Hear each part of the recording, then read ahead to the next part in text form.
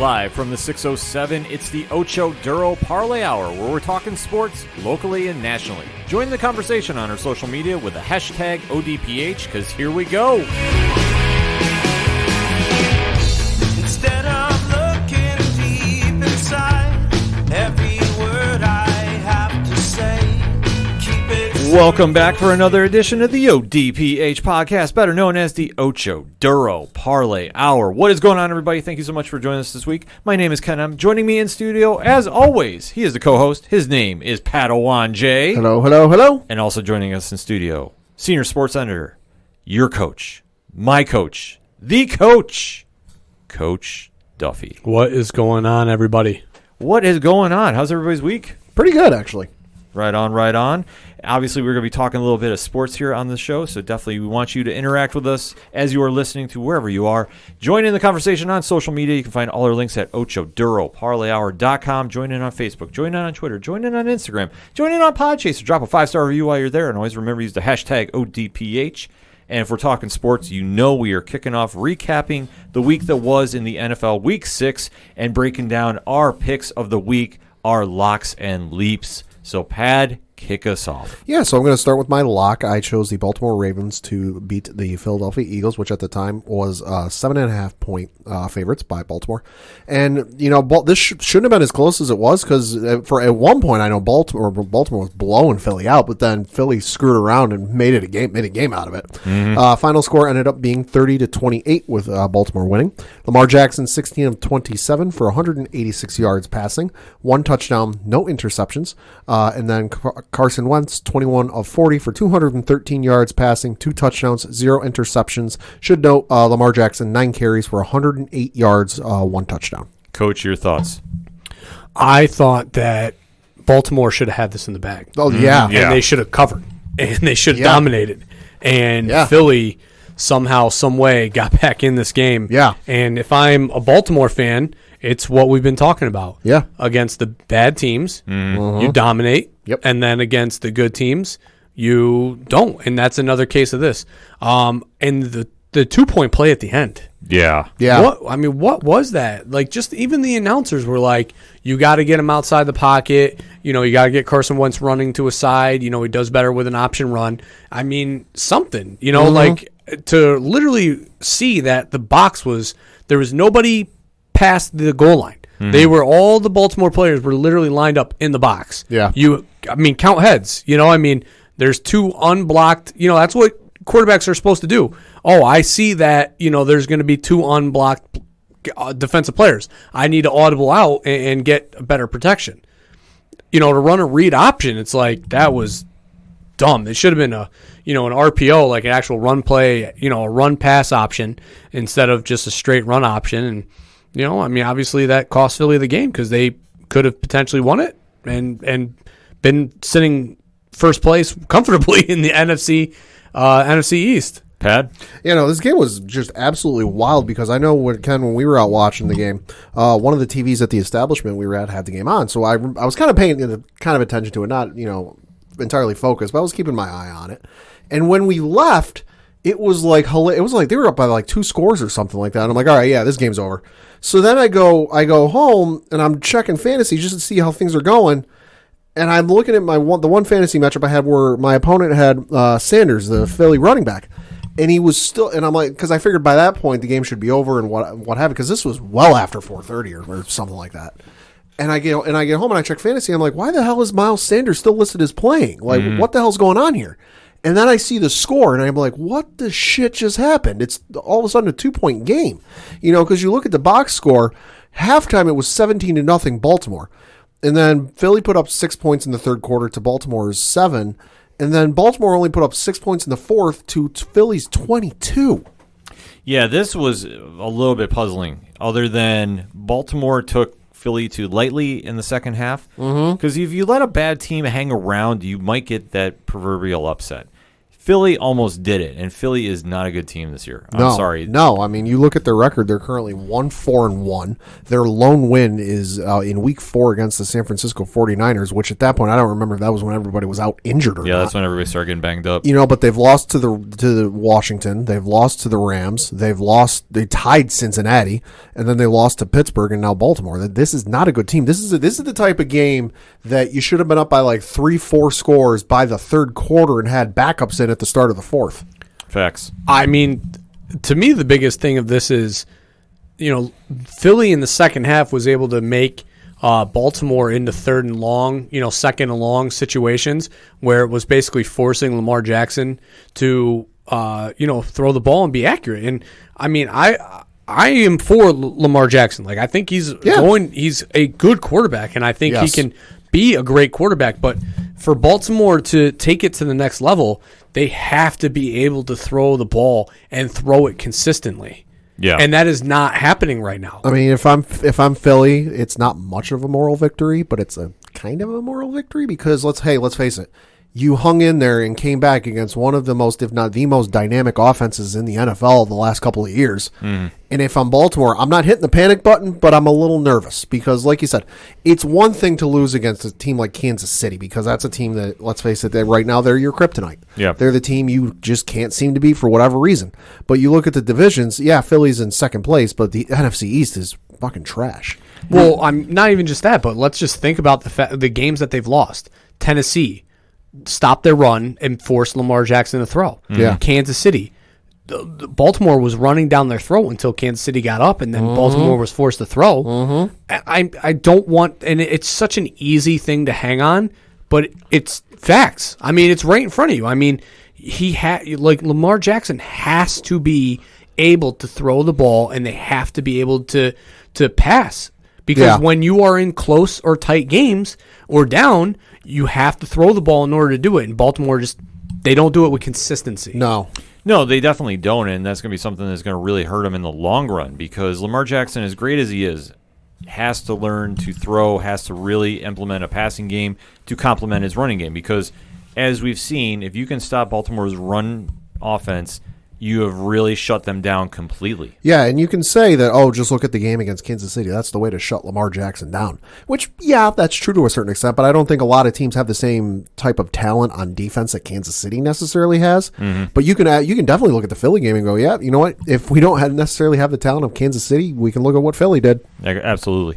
Well, I mean, it's just, to me, it's very, very frustrating because you want Baltimore to take the next step. But, I mean, just look at the Buffalo game. That's a really good example of, Allen was forced to be only, they couldn't run the ball, and they were forcing him to be a thrower, and he couldn't do it. Yeah. I mean, these quarterbacks it's different for the Mahomes because Right. Mahomes can sling it. Aaron Rodgers can throw it.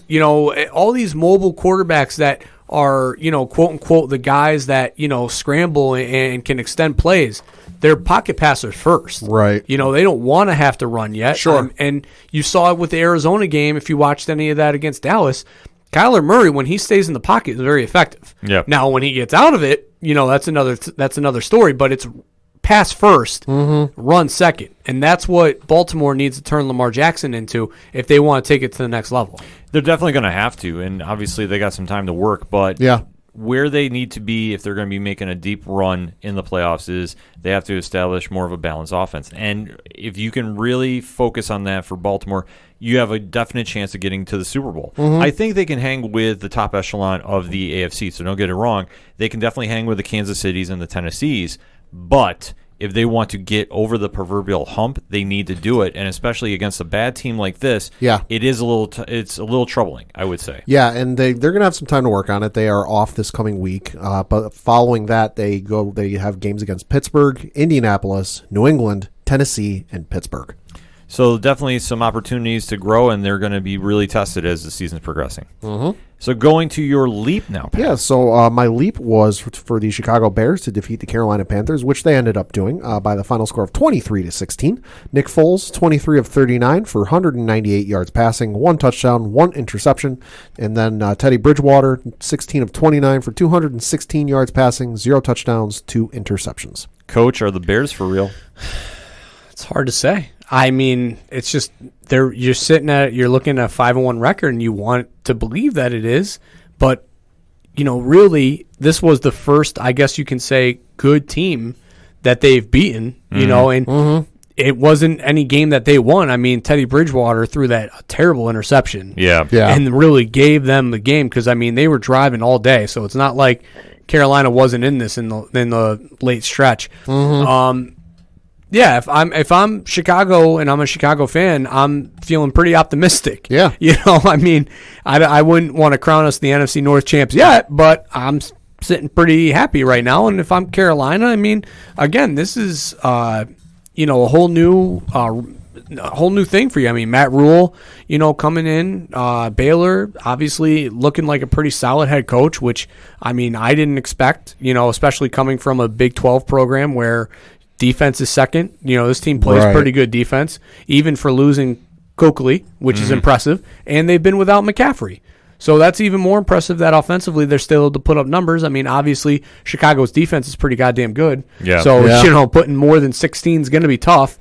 But, if I'm Carolina, if I'm a team that's seeing Carolina in the later parts of the season and I'm looking at a playoff push, I don't want to see them on my schedule. Pat? It's definitely a good win for Chicago just because you look at their record, like Coach said, 5-1. They beat Detroit, they beat the Giants, they beat Atlanta, lost to Indianapolis, and then beat Tampa Bay and Carolina, which, Tampa Bay is a good team. That was a fluke that, old man Tom forgot what down it was and screwed the pooch on that one. So it's definitely a good win for them. You'll have to be interesting to see going forward where they go because they got a couple of rough tests here. Coming up next week, they play the Rams. After that, they play New Orleans, Tennessee, and Minnesota before their bye week in week 11. But it's definitely a good win for Chicago, and Foles is looking pretty good. Foles is surprising. I will say this. I didn't think that he'd be able to sustain any kind of momentum going forward, but he has definitely stepped up to the challenge. Obviously, he's been better than Maserati Mitch by a long shot. And to see that they took care of business against a Carolina team that, let's face it, is in that rebuilding phase. They're without McCaffrey, who's obviously their heart and soul of their offense. Right. Bridgewater is a good quarterback, but he has good games and he has very, very bad games. He's the bridge to their next franchise quarterback. Oh, absolutely. So to see him struggle here definitely hurt Carolina because they will scrap, and I think that's just something the coach touched upon as well. If you're going to see them later in the year, they're going to be playing spoiler because their record is a lot more deceptive than their actual ability. So for any team that's going to be facing them, they'll have a little bit of a challenge on them. And for Matt Rule's job this season, I'm actually impressed. I will say I was very skeptical when he came out from Baylor. Yeah, but I obviously was one of the candidates for the Giants job, and I was very, loudly spoken about not wanting him to get the head coaching job because, the Big 12 team, and obviously, what's facing Arizona, has kind of proved that you can, be a spread offensive guy and come into the NFL and accept the fact that you need to be able to have your quarterback go under center and actually run, football plays. And, Carolina's doing that here.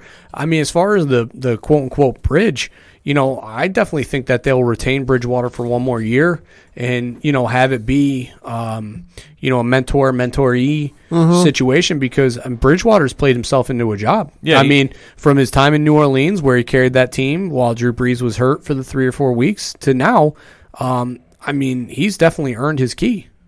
Yeah, no, he's definitely earned his key. You're just looking at the depth chart on the Panthers website.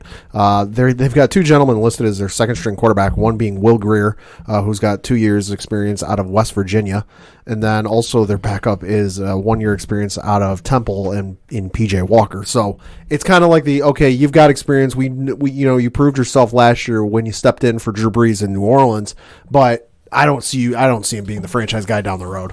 Well, it's a matter of did the system make the quarterback, their quarterback make the system. So you have to remember that with Bridgewater. But when he plays well, the team is very moving forward, very progressive in what they're trying to do. When he's bad, they are absolutely a nightmare on offense. And this was the game that he definitely struggled in. Take nothing away from Chicago's defense. They have been the real story of why the Bears have been so good. It hasn't been the offense by a long shot. But for Chicago to maintain this, they're going to be tested. New Orleans and Tennessee, like you said, are coming up after the bye week, I believe, Pat? Yep. So that being said, That's going to be the true test to see where Chicago is. Are they real or are they fake? I don't know. I am still on the fence about this, but Nick Foles is surprising me. Yeah. I will give him that. I didn't think that they'd be playing this well and this late in the season, but to see that they're able to do this is a true testament to what they're really turning everything around in Chicago. Who knew benching Maserati Mitch would be the step in the right direction for him to give him some new life? Mm-hmm. But here we are. And like you touched upon, too, they have a very tough stretch run coming. And with the Rams now clicking or whatever Rams team you're going to get that week, it's also a test to see, okay, can they really hang with the Green Bays of this division first and foremost, and then can they progress forward? Because that's ultimately going to be the question.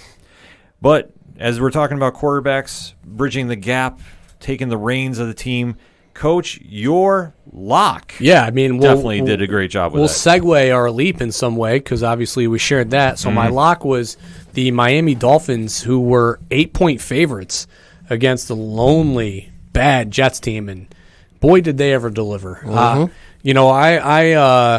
I had some. Well, go ahead, Pat. Give him the thing, and then I'll go into my spiel. So the Dolphins ended up winning by the final score of 24-0. Ryan Fitzmagic had 18 of 27 for 191 yards passing, 3 touchdowns, 2 interceptions. And then Joe Flacco, 21 of 44 for 186 yards passing, no touchdowns, 1 interception. This was an interesting transition to make. Mm-hmm. Yeah, their quarterbacks. Well, I'll let you go. Well, yeah. Let me get my whole. So, being the fantasy guru that I am, and self-proclaimed or not, I am that. Let's just face it. 5-1 currently. After I had a bad loss in our fantasy league that we share, I thought I was doom and gloom. I was ready to ship everybody out of here after one game, and well, thankfully nobody jumped on my trade offer because 5-1, I'm just dominating. So anyway, I had a week here where I had picked up Herbert and Drew Brees, and I needed a quarterback. Mm-hmm. So who did I stream? Nobody else but Ryan Fitzmagic, and boy did he deliver for me.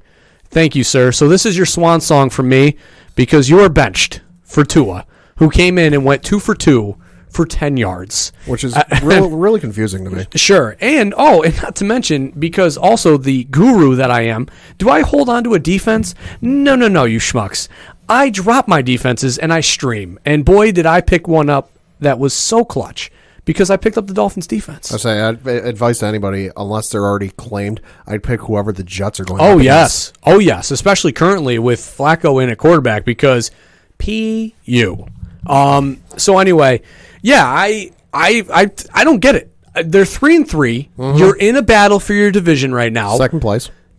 3 wild card teams are getting in. Now, obviously, there's the AFC or the AFC North and the West is very competitive. So you very well may see 3 teams from the AFC West get in. Mm-hmm. So 2 wild card spots would be up, and chances are the Colts will be in the mix.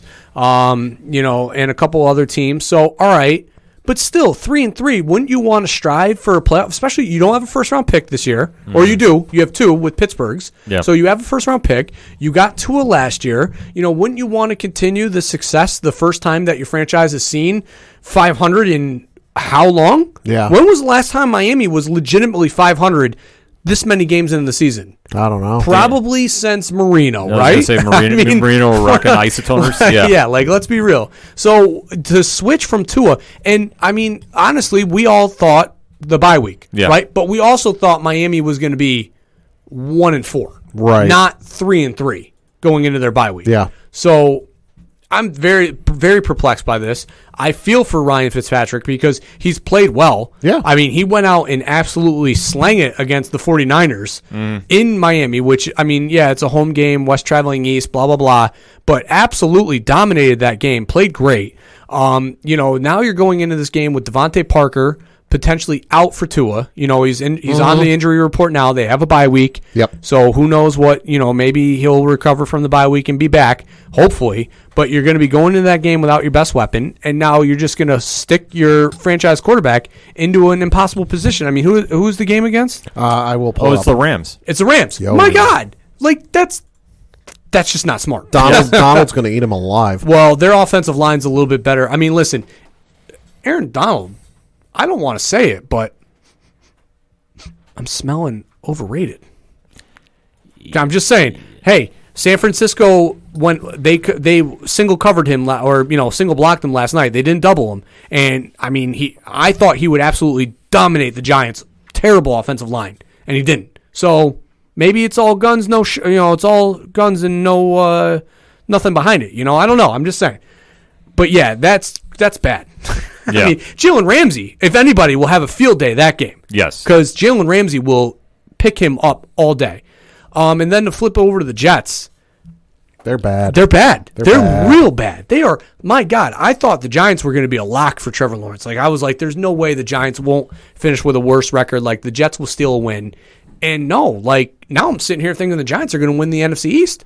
I woke up this morning after I watched the Dallas game. I'm like, the Giants, we'll go into it later. But, yeah, the Jets are bad. And here's the thing, you Jets fans that are like, oh, God, Gase, and we don't want anybody to get fired on the show. Let's just put that out there. Nobody wants to, we don't want anybody to lose their job.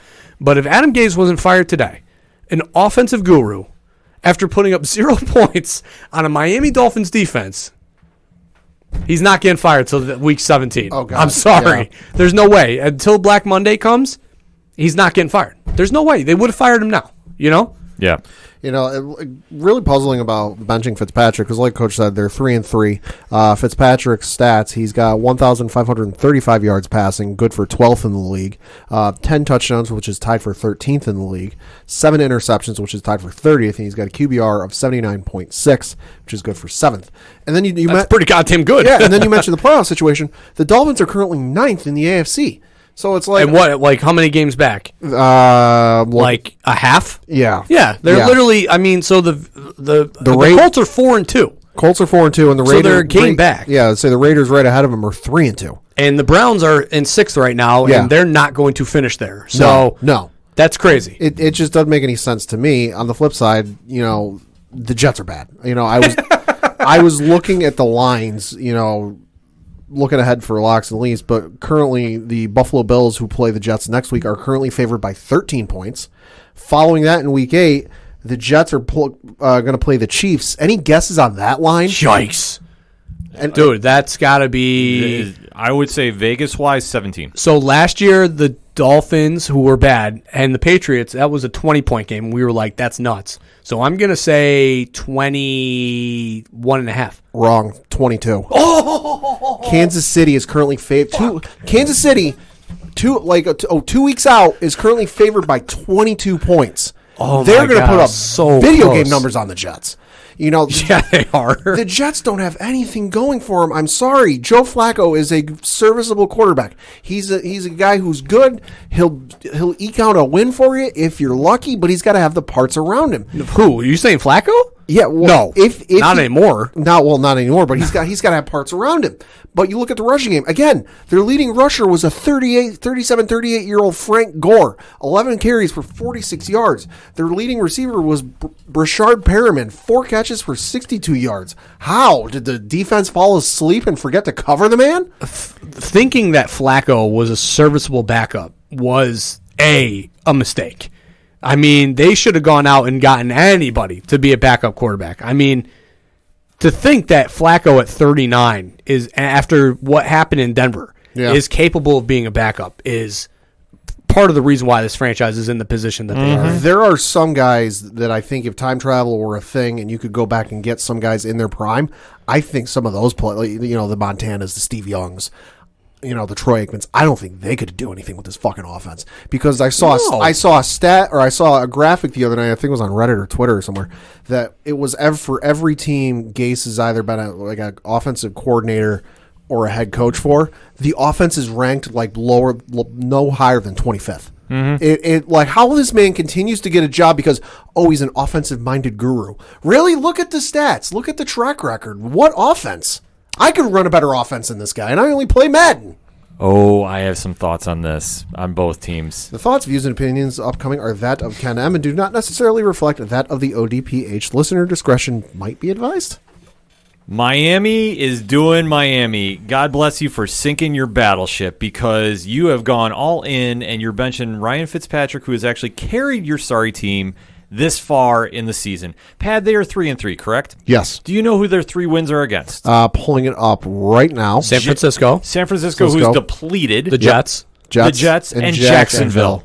So we are already abandoning ship, even though Fitzpatrick has carried your team to start Tua, who is just easing into the season, made 2 completions. It's a great story to see him come back. But then you are now feeding your young rookie to the Lions because you have the Rams, Cardinals, Chargers coming up. So those are going to be the 3 stretch games that you're going to have to rely on your rookie quarterback to carry you if you even want to talk playoffs. Well, and let's not forget that after the Chargers, they're playing Denver, who just took it to New England. Exactly. And Denver will make sure that they're having a nice game at Denver because they step up when they're at home. In their last month of the year, they've got Kansas City, New England, the Raiders, and Buffalo. Yeah, at Buffalo too. So let it snow, let it snow, let it snow. You are making such a foolish decision doing this. I understand you want to start your rookie quarterback. Sure. But when we all said at the bye week it was going to happen, if you were going to be 0-6, you're not. So why you are pulling the trigger so early is beyond me. But hey, sink your battleship because I would like to see Tua succeed just because of him coming back from the injury, sure. But as a Bills fan, good luck because this is a foolish move. I could understand it if we weren't in the middle of a pandemic and it was full capacity seating and you're looking to put butts in the seats. Yeah. I would understand that to every layer and degree, but that's not the case. It's not full capacity seating at whatever the hell the name of their stadium is these days because they change it about every other year. Hard Rock Stadium. Thank you. But so you're not exactly doing it to sell seats. What the hell are you doing? The kid's going to get eaten alive. Yeah, you're feeding him to Aaron Donald, who, guess what, will take advantage of that weak Miami line. Miami's line's played well. They'll play well, but you know what? For Jalen Ramsey. Yeah, that's who I'm concerned about. Ramsey's going to have a field day, too. I would say, Pat, I don't even know what the spread is that week. Put me down for the Rams for my lock because they're going to be heavily favored for that.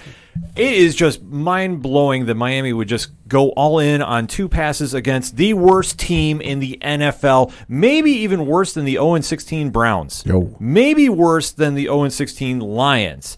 Because let's flip the coin now because Miami, prove me wrong. I'm throwing that challenge out there to you, but you know what? I don't think you're going to do that. And for the record, I looked it up.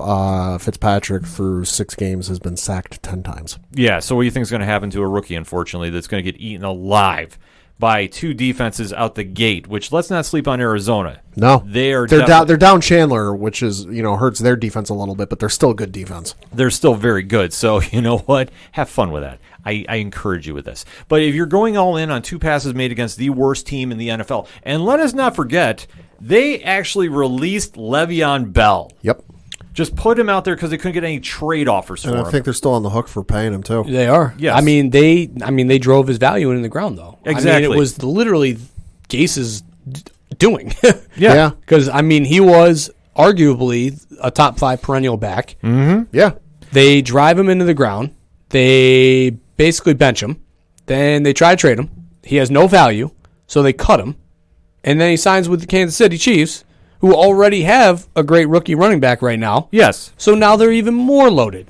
They're more loaded, and the Jets got nothing in return. In fact, they just traded their heart and soul, their defense, too, I believe, to Tampa Bay. Yeah, for like a 3rd-round pick. Yeah. I'll say the man drove up from Miami to Tampa Bay after the game was over. Yes. So that being said, Free at last! That's no joke. That's no joke. The guy, as soon as the game against Miami was done, found out he got traded, he packed up his stuff and drove up to Tampa Bay. Yeah, it is absolutely mind-blowing that the Jets could go sink their ship even further. But you know what? If I'm Trevor Lawrence, I'm really debating about going back to school. And it's funny you mentioned that. It's funny you mentioned that because I saw a meme on Facebook. It was the Joey from Friends, smile and then surprised. Mm-hmm. Top one smile was, Trevor Lawrence when he stays another year at Clemson because the Jets went 0-16. Then surprise Joey was Trevor Lawrence when the Jets go 0-16 in 2021. I can see it happening. I don't doubt him doing it. In fact, I wouldn't blame him right now unless you pull off some miracle in the offseason. But what do you have? What value do you have to your team? Here's the thing. So he has his senior year to return. Mm-hmm. I do think he's actually can potentially graduate at the end of this junior year because, I'm pretty sure he went in early. Yeah. But even if he doesn't, obviously he can still leave, can basically do the senior year move like Mark Sanchez. Yeah. So like You know? Leinart did, where he took ballroom dancing. Yeah, I mean it's not like or Leinart. Yeah, that's Yeah, what I thought, yeah. not Sanchez. I mean he's gonna have Travis Etienne's gonna graduate, so he's gonna lose, but they're still loaded. Yeah, I mean even if with graduation, they're still loaded. I mean, they had a really good recruiting class this past year. Dabo Sweeney's not going to leave him, empty-handed if he decides to return. And I mean, if he's staring at the Jets being 0-16 this year and seeing the way that this franchise ran, depending on what they do for a head coach, I mean, unless they get unless they pull what's his face from the McDaniels. Yeah, unless they pull some coup like that. And get a head coach that might be able to actually turn the franchise around. I'm going back to school. I'm risking it. I would take out the insurance policy, whatever you need to do to make sure that if you're, you do have something happen to your career going back into your senior year, you still have some sort of money, but I'm going back to college. And I'm just looking at this Jets schedule. Next week, as we mentioned, Buffalo, that's a win. Kansas City, that's a win. They got New England in week 9. That's a win. Bye week in week 10. Week 11, they got the Chargers. It's a win. Yeah. Week 12 against Miami, win. Week 13 against the Raiders, win. Week 14, they go to Seattle, win. Week 15, they go to play the Rams, win. This is the only one that, just because you don't know what team is going to show up, week 16, they play the Browns. So you never know with friggin' Cleveland. But honestly, at this stage, I think the Jets are just – there's no sign of life on this team that makes me say that they can even hang. That they are literally going to go winless this season. It's like because they close out the year against New England. Yeah, and I mean – so here's the other thing, too, is Justin Fields. Yeah. Ohio State. He's a junior, too, with, talk of leaving. I'd come back if I was him, too. Yeah. I don't see any glimmer. I'm a 18 to 19-year-old kid staring, watching what's going on in the NFL, paying attention because I'm going to be entering the draft, and I'm seeing what's going on with this Jets franchise. I mean, Eli complained about how San Diego was operated, and San Diego really wasn't that poorly of an operated thing. It just had bad luck with franchise, first-round draft picks. So, dude, if I'm a junior year college quarterback, and I got one more year eligibility, I'm coming back and taking basket weaving because I do not want to go anywhere near that franchise. There's only one minor. Now, this is a leap. I'm going to say, as far as we're talking predictions, this would be a leap. There's only one minor way that I don't see Lawrence or Fields are going to the Jets. Like I think there's only one way they could. Is if the Jets hire Eric Bieniemy, the Kansas City offensive coordinator. Like there needs to be a coup. But they need to go like full tilt. He needs to just get players there. Like if they could pull off some deals, like I'm gonna do crazy fantasy booking right now. You take your most disgruntled wide receiver in the NFL, Odell Beckham Jr. You bring him back to the Jets. You get Bieniemy as your head coach. You actually find a running back that is in the age bracket under 30 that is serviceable to go in there. Not just trying to think who's going to be a free agent next year. I'm pulling that up right now. Thank you. I get what you're. I mean, even Kansas City. To me, I think that they need somebody with. It's got to be a previous head coaching experience. It would make sense to. They need a culture-changing style guy, like a Tom Coughlin style guy, to come in and just break that locker room down completely from scraps to rebuild it in his image. They would need to, but I just don't know if there's a coach out there that is on that level right now that would be willing to jump in there. Because I know somebody would say, like, oh, you get Bill Cowher to leave CBS. He's not doing that. No, he's not doing that for this. He's but that's the style guy that you need. Yeah. You need somebody who is. I mean, what I would do is obviously I'm pretty sure they already fired their general manager. If not, they will. Yeah. I get Riddick from ESPN because he'll definitely. You can tell he's hungry for a job. Yeah. You get somebody who is a moderately experienced, a former head coach that has been out for maybe a year or two that just did the time off, looking to get, has the itch again, and you bring him in. Whether that's, it's not Cowher, but somebody along those lines of a Cowher. Sure. Like a Rex Ryan. I don't know if they bring Rex back. I mean, but never say never. Never say never. Listen, I mean, Riddick obviously has a pulse for the room. You know, definitely sees talent out there. I think that if they did hire Riddick, Benjamin would be his move. He's going to be the number one sought after coordinator to coach this offseason. Oh, for sure. But I really think that if you go in any direction, you need to get a guy who has experience taking teams and changing cultures. A la Tom Coughlin, a la Bill Parcells, somebody from that type, a la Belichick, somebody that has a track record of bringing bad franchises back to prominence. Yeah, because for the Jets, if you're going to try attempting to rebuild, you need to strike quickly. Right. And you need to entice Trevor Lawrence a reason to come there. Because, I mean, you can always pull the Eli, like, I'm drafted, but I'm just going to sit out. Right. I mean, and how bad this team is looking, it's not out of the realm of thought. Like, as crazy as that sounds, it really isn't. Because, I'm sorry, the Jets team is abysmal. This might be one of the worst football teams I've ever seen. Dude, the fact that the Dolphins took it to you that way is embarrassing. And I pulled up the free agents for 2021. Nobody really jumping out of me. This is listed by the 2020 average annual value. Kenyon Drake, Todd Gurley, Tevin Coleman, James White, Matt Breida, Mike Davis, Rex Burkhead, and Carlos Hyde, just to name a few. Leonard Fournette is also on that list. They'll go get Fournette. TJ Yeldon's on that list. Deion Lewis, Devontae Freeman, Jerick McKinnon, LaShawn McCoy, Adrian Peterson, Frank Gore. So those are just some of the running backs. And then on the wide receiver front, A.J. Green, Allen Robinson, T.Y. Hilton, Larry Fitzgerald, Sammy Watkins, Marvin Jones, Kenny Stills, Brashad Perriman, Corey Davis, and Willie Snead, just to name a few. Like I say, they have some moving parts they can plug in there, but obviously the Jets need so much help that they just need somebody to really get in there and reignite that fan base and make players want to come there. And Fireman Ed ain't it. Yeah, and that's the thing. So what else are you going to do for the Jets? I mean, you take a look at what Cleveland has done. Yeah. Segway. And it's possible to rebuild, but obviously they're still taking steps to do it. Because as we are going to now segue, which the sounder. Pad, give it, go. So, Pittsburgh ended up winning by the final score of 38-7. Ben Roethlisberger, 14 of 22 for 162 yards passing, 1 touchdown, no interceptions.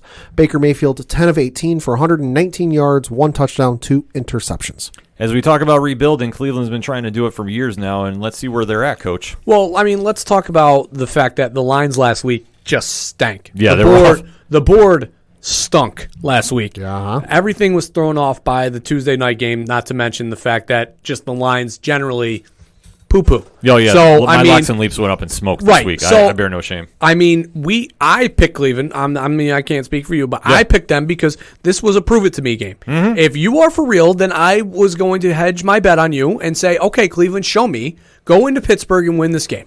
If you are for real, do that. Especially because the Steelers did what we said they were going to do and punch them in the mouth. Right, and we also, Cleveland coming off that great win against Dallas 2 weeks ago. Another good win the week before. So show me that you can go into Big Brother and take it to him. And guess what? Big Brother said, not so fast, my friend.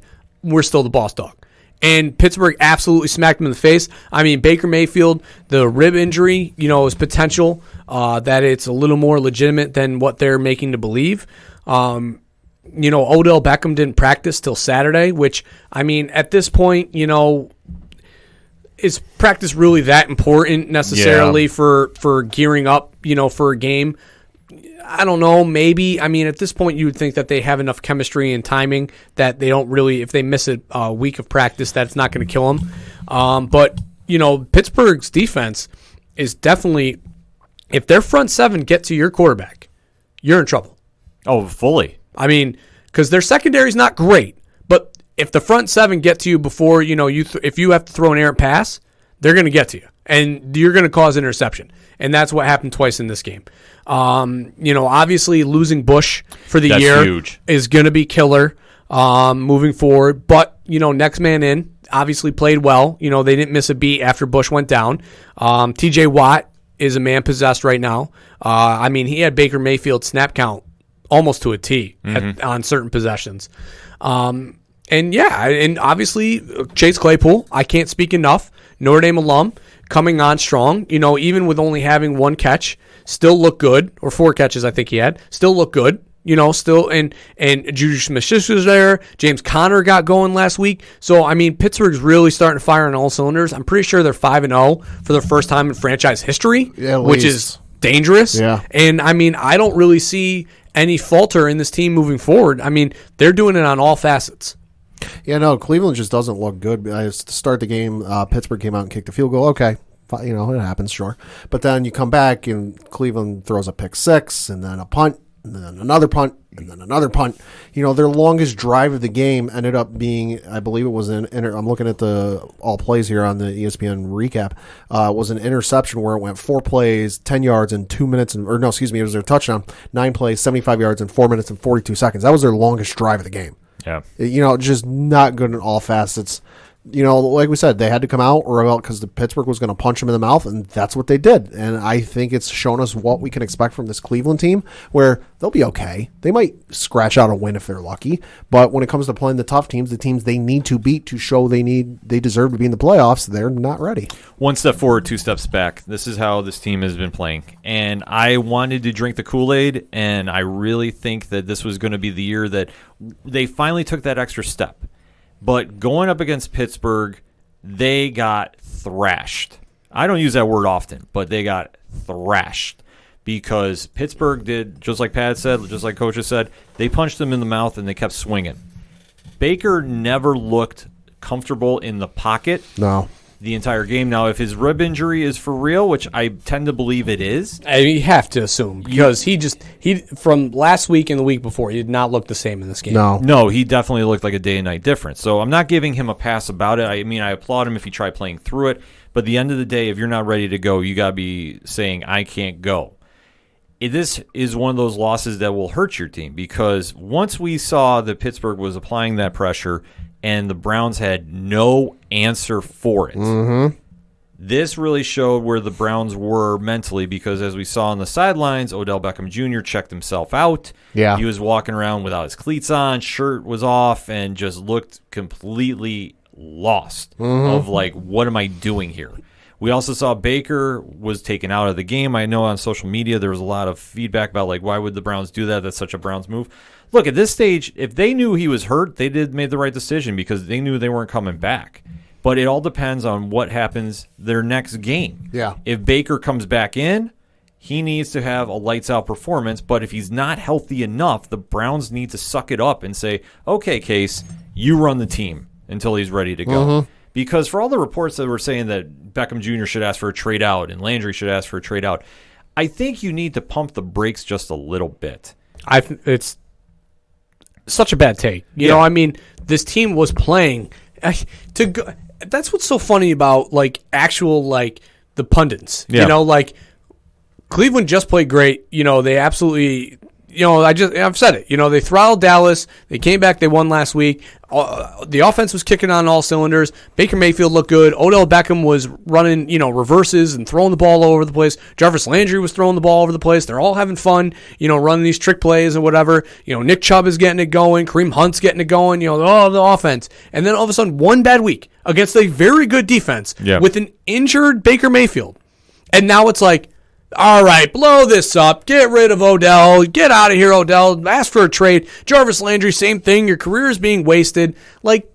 Shut up. Come on. If you actually are believing that, you don't watch the games because the dude's hurt. A bruised rib is almost worse than a crack. Yeah. That shit hurts. You can't breathe. You're uncomfortable. Any movement you have is a sudden rush of pain. So, all right.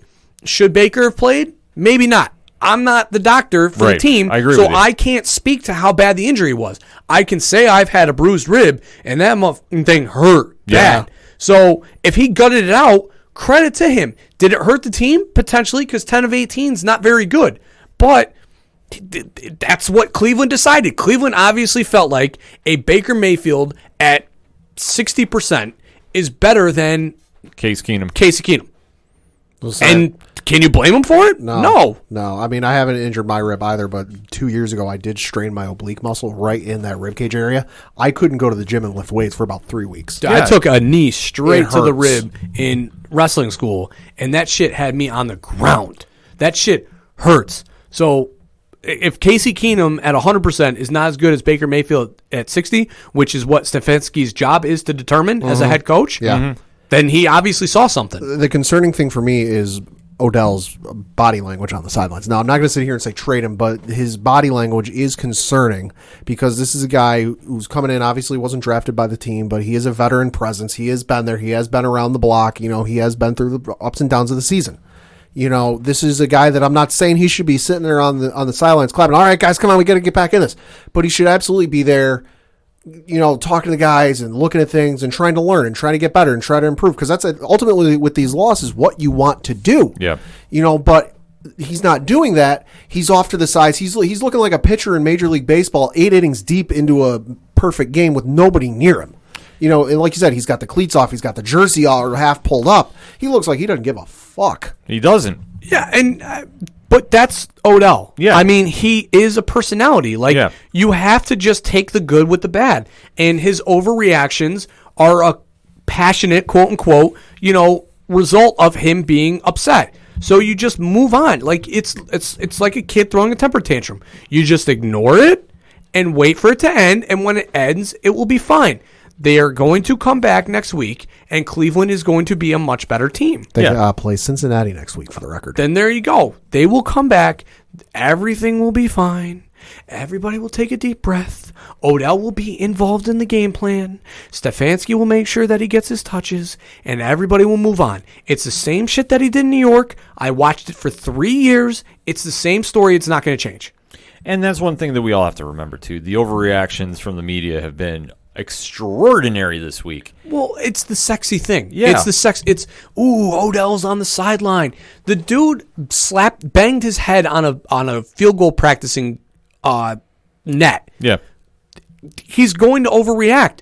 Just, okay, media, you cover it because that's what's going to push, you know, papers or, you know, sell ratings or whatever you need. But for the woke people, quote unquote, we seen it. New York people are like, Giants fans are like, yeah, that's Odell for you. Yeah, have you seen him? It happen. He has his track record. Yeah, I mean, anybody that's been following them is completely awake to what he's doing, and that's the thing.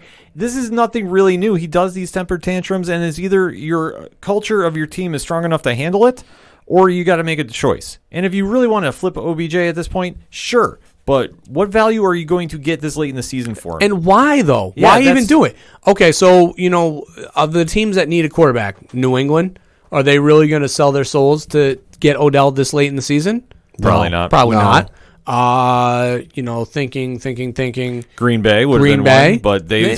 Yeah, but, I mean, they have... I mean, this is the thing. Like, yeah, Green Bay could have used another threat, but they still have Devontae Adams. Yeah. So they still have a very good wide receiver. So it's like, are they truly desperate for another, you know, guy that is not as good as Devontae Adams, but, you know, they're going to bring involved? No. Now, Landry, maybe, because he's shown that he can play the two, you know, the Robin to a Batman. Yeah. But maybe. I mean, Buffalo doesn't need one. The Jets need one, but no way in hell. Right. I mean, Houston could use a number one. I mean, Will Fuller's played well and been serviceable. Brandon Cooks came on, but that's a long shot. So it's like... But that's the whole... Cleveland's not going to make the move. It goes back to the point because, they shouldn't. I mean, this is a bad loss, yes, because let's not forget how great Pittsburgh has been this season. Exactly. That's the ultimate thing. And they've been flying under the radar because everybody's used to it, because this is the tempo they always set. But Roethlisberger is healthy for the first time in a long time, and the stat line is showing it. Yeah. Connor had one of his best games he's had in a very, very long time. My fantasy team noticed that as well. Yes. So that all being said, it's clicking for Pittsburgh, and they're playing at such a high level on both sides of the ball that this is what's getting overlooked because everybody really wants to just rain down on Cleveland. It's like, stop. Pittsburgh is the story should be the 5-0 Pittsburgh Steelers that are taking it to teams right now, old school. Yes. And the real interesting test for them is going to be the next 2 weeks. They travel to Tennessee next week and then to Baltimore the week after. I mean, I would say that this Pittsburgh's team is probably one of the best Pittsburgh teams that they've had since that Super Bowl against the Cardinals. I'll give you that. Yeah. This team looks very, very good. And I mean, I know the 5-0 record. I mean, it's been against Cleveland, the Giants. Like we named the teams. Yeah, and they're not exactly the upper echelon, but it's how they've been gone about these wins. That Week 1 win against the Giants, although the score wasn't impressive, their performance was. Mm-hmm. Right. So I'm a buyer. I believe. You have no right not to, because Pittsburgh is doing Pittsburgh football. Mike Tomlin is put on an amazing performance getting this team ready to go, and they're winning the games they should. And this one, they wanted to send a statement to Cleveland. Yeah. And they took advantage of a banged-up Baker Mayfield. Nick Chubb is not in the lineup, but still, they have weapons on that offense, and they completely shut them down. This is Steeler football at its finest. And to see where they're going to be going now against Tennessee, I mean, that's going to be a hell of a game. Mm-hmm. That will be a lot of fun. Yeah, can they stop Derrick Henry? Because few teams can. When you have an offensive weapon like that, it is very difficult to stop. My fantasy team politely asks you to not stop him. I mean, talk about a guy right now playing out of his free. But Tannehill, too. Yeah. Tannehill, too. Tannehill has been playing lights out. So has Aaron Rodgers, but unfortunately he decided not to show up at Tampa Bay. Yeah. After doing the key Key and Peele. Yeah.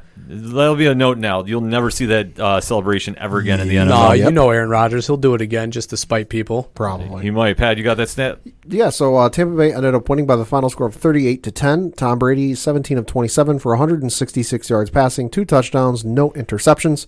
And then Aaron Rodgers, 16 of 35 for 160 yards passing, no touchdowns, 2 interceptions. So my lock went up in smoke. Coach, your thoughts on this one? I mean, I should have known better. Tampa Bay, Tom Brady, back-to-back losses are very rare in Tom Brady's career. Even though it was with Belichick at the helm, a Tom Brady-led team is also going to come back and have a strong performance. I thought, however, that Green Bay was going to come out and play better. I at least thought they were going to show up. I mean, they were 3-point favorites going into the game. I mean, Aaron Rodgers has been on an absolute he's been on fire after the world tour. Yeah. Just sticking it to people. And he put up a dud performance. I mean, after Pumpgate, I don't know what he was thinking in that celebration. I don't know what, went through Tampa Bay's mind after they saw that celebration. But obviously it was, you're going to pump on our field. No, not so fast. And obviously, the crazy thing, too, is Tampa Bay's defense had not played well up until this point. No, they did not. I mean, Justin Herbert came out there and absolutely slanging all over the field, making him look like the number one, franchise-changing quarterback, which obviously he played well against New Orleans the week after. But, even still, Justin Herbert, won his starting job in that game against Tampa Bay. Yeah. And New Orleans was able to put points on him. So Chicago put up points on him. So it's like Tampa Bay's defense has been, a porous hole. But they shut the gates real quick. And, I mean, obviously, Green Bay's out without Adams, which hurts, especially when, they don't really have a threat outside of that. But even still, I mean, they've got solid running backs. They've got Aaron Rodgers. They've been doing it without Adams now for 2 weeks. What's the excuse? I mean, just you got your asses kicked. That's the whole point, Pat. Yeah, no, I think it's a reality check for Green Bay. It's just to show them they're not perfect. There's still room for improvement, and that's what it is. On the flip side for Tampa Bay, yeah, Brady had a good game, but I think you got to give, if you got to give the gold star, the congratulations award, I think you got to give it to the running game and Ronald Jones II. 23 carries, 113 yards, 2 touchdowns. Good Lord. Had him on my fantasy team. There you go. This was a dominant performance for Brady that when he saw Rodgers jump out to the early lead, took the game over. And for Rodgers to have a very unprecedented game with 2 interceptions, it was a sign that he was pressing too much and the rest of the team didn't match him. Oh, and also Brady remembered that Gronkowski was on the team and decided to throw to him. Yeah, this is one that Brady definitely had circled on his calendar and wanted to make a statement, and he did. I don't know if this is going to be the team moving forward, because the one thing I see from Tampa Bay each week now, and I don't even care the records 4-2, the inconsistency of this team on both sides. Head scratching. Telling. Yeah. It's head scratching. They shouldn't be making as many mental mistakes as they are. When they play games like this, it covers up a lot. But Brady was only throwing the ball for 166 yards. I mean, that's another thing that's very interesting to follow, too. Yeah. Especially with, he had Chris Godwin back in the lineup. Yep. Mike Evans was in there. He got 1 catch. So when you have weapons on that side of the ball and you're really trying to get something going and establish an identity, it's very interesting to see how he's going about this. In certain games, he can flick it on, and certain ones he can't now. Yeah. And this is a testament to what the Patriots organization had, because they covered up a lot of these Band-Aids, or a lot of these wounds here. So he's got Band-Aids on him, and now everything looks okay, but is this going to be the team moving forward? Yeah, I got to agree with you. Just, the passing. Yeah, Gronkowski had 5 catches, 78 yards, 1 touchdown. Godwin, 5 catches, 48 yards, no touchdowns. But the glaring thing to me is his number one, Mike Evans. One catch, 10 yards. Mike Evans had as many catches as LaShawn McCoy did. Yeah. LaShawn McCoy had 1 catch. It's just so weird to see that. Yeah, but that's scheme and coverage. Yeah. I mean, they could have been. I mean, it's the same thing with. I'm trying to think of. There's another wide receiver that had a bad game, but that's just scheme and coverage. That's just the team. Okay, we're not going to let Mike Evans beat us, so we're going to under and over the top him. You saw that with the Arizona game. Obviously Amari Cooper was able to get open later in the game, but they were double covering him most of the day, and the Giants did the same thing. That's why CeeDee Lamb was able to just absolutely scorch them. But that's what teams are doing right now with true number one wide receivers. They are limiting the amount of touches that these guys get. So, and obviously that's what Green Bay focused on. Yep. Is shutting down Mike Evans. And they should have been really more focused on covering everybody. Well, but that's the whole thing. It's like, yeah, they shut down Mike Evans, but Tampa Bay has so many weapons. Like, that's the thing. Right. That if you just do normal coverage. It was Tyreek Hill. Oh, that's Tyreek right. Hill, Buffalo shut down Tyreek Hill for the most part. That's who I was trying to think of. But yeah, but even still though, all right, so yeah, Gronk went off. But if you're Green Bay, how has Gronk played up until this point? He's been non-existent. He's been abysmal. Yeah. So, like, if I'm sitting here and, all right, we're breaking down coverages and schemes, and I'm sitting here and, Gronk's on the field at the same time Mike Evans is, where's your attention going to draw? Now, luckily, Gronk ended up playing pretty well and did his thing, which was probably begged by Tom Brady because he needed him. And that was able to, he was able to get a score, and obviously Mike Evans was limited. I mean, next week you're going to go out and you're going to see Mike Evans have an absolute beast of a game. The other part of it is that Mike Evans is a deep route guy. Yeah. And the intermediate routes are not his strength, and Tom Brady can't get him the ball. So that's the other part of it, too. It's going to be haunting them as they're going forward. I mean, I know next week I think they got the Raiders, so that should be an interesting matchup. And then they got the Giants. Yeah. So they have some room to... That's a freaking L, baby. Let's go, Giants. It's on Monday Night Football. I'm not doubting that one. I'm not saying I'm going to take that one, but I'm just saying I would not doubt the stout defense of the New York Giants. Tampa's struggling against them. I really don't. Because this team, like we say, is so inconsistent. We don't know what we're going to get out of them each week. So to lock them in for the Super Bowl, I think, is a very, very bad mistake right now. As for Green Bay, a lot of work to do. I know it's the first loss, but they need to come up with some answers for this. Just because if you let Brady pick you apart with Gronkowski at this age, it's a little worrisome. I'm not saying the sky is falling, but it is worrisome. And I think they definitely need to address it going into next week. Yeah, where they play Houston down in Houston. So that should be a fun matchup. Oh, yeah. Final thoughts of the week, though, Coach?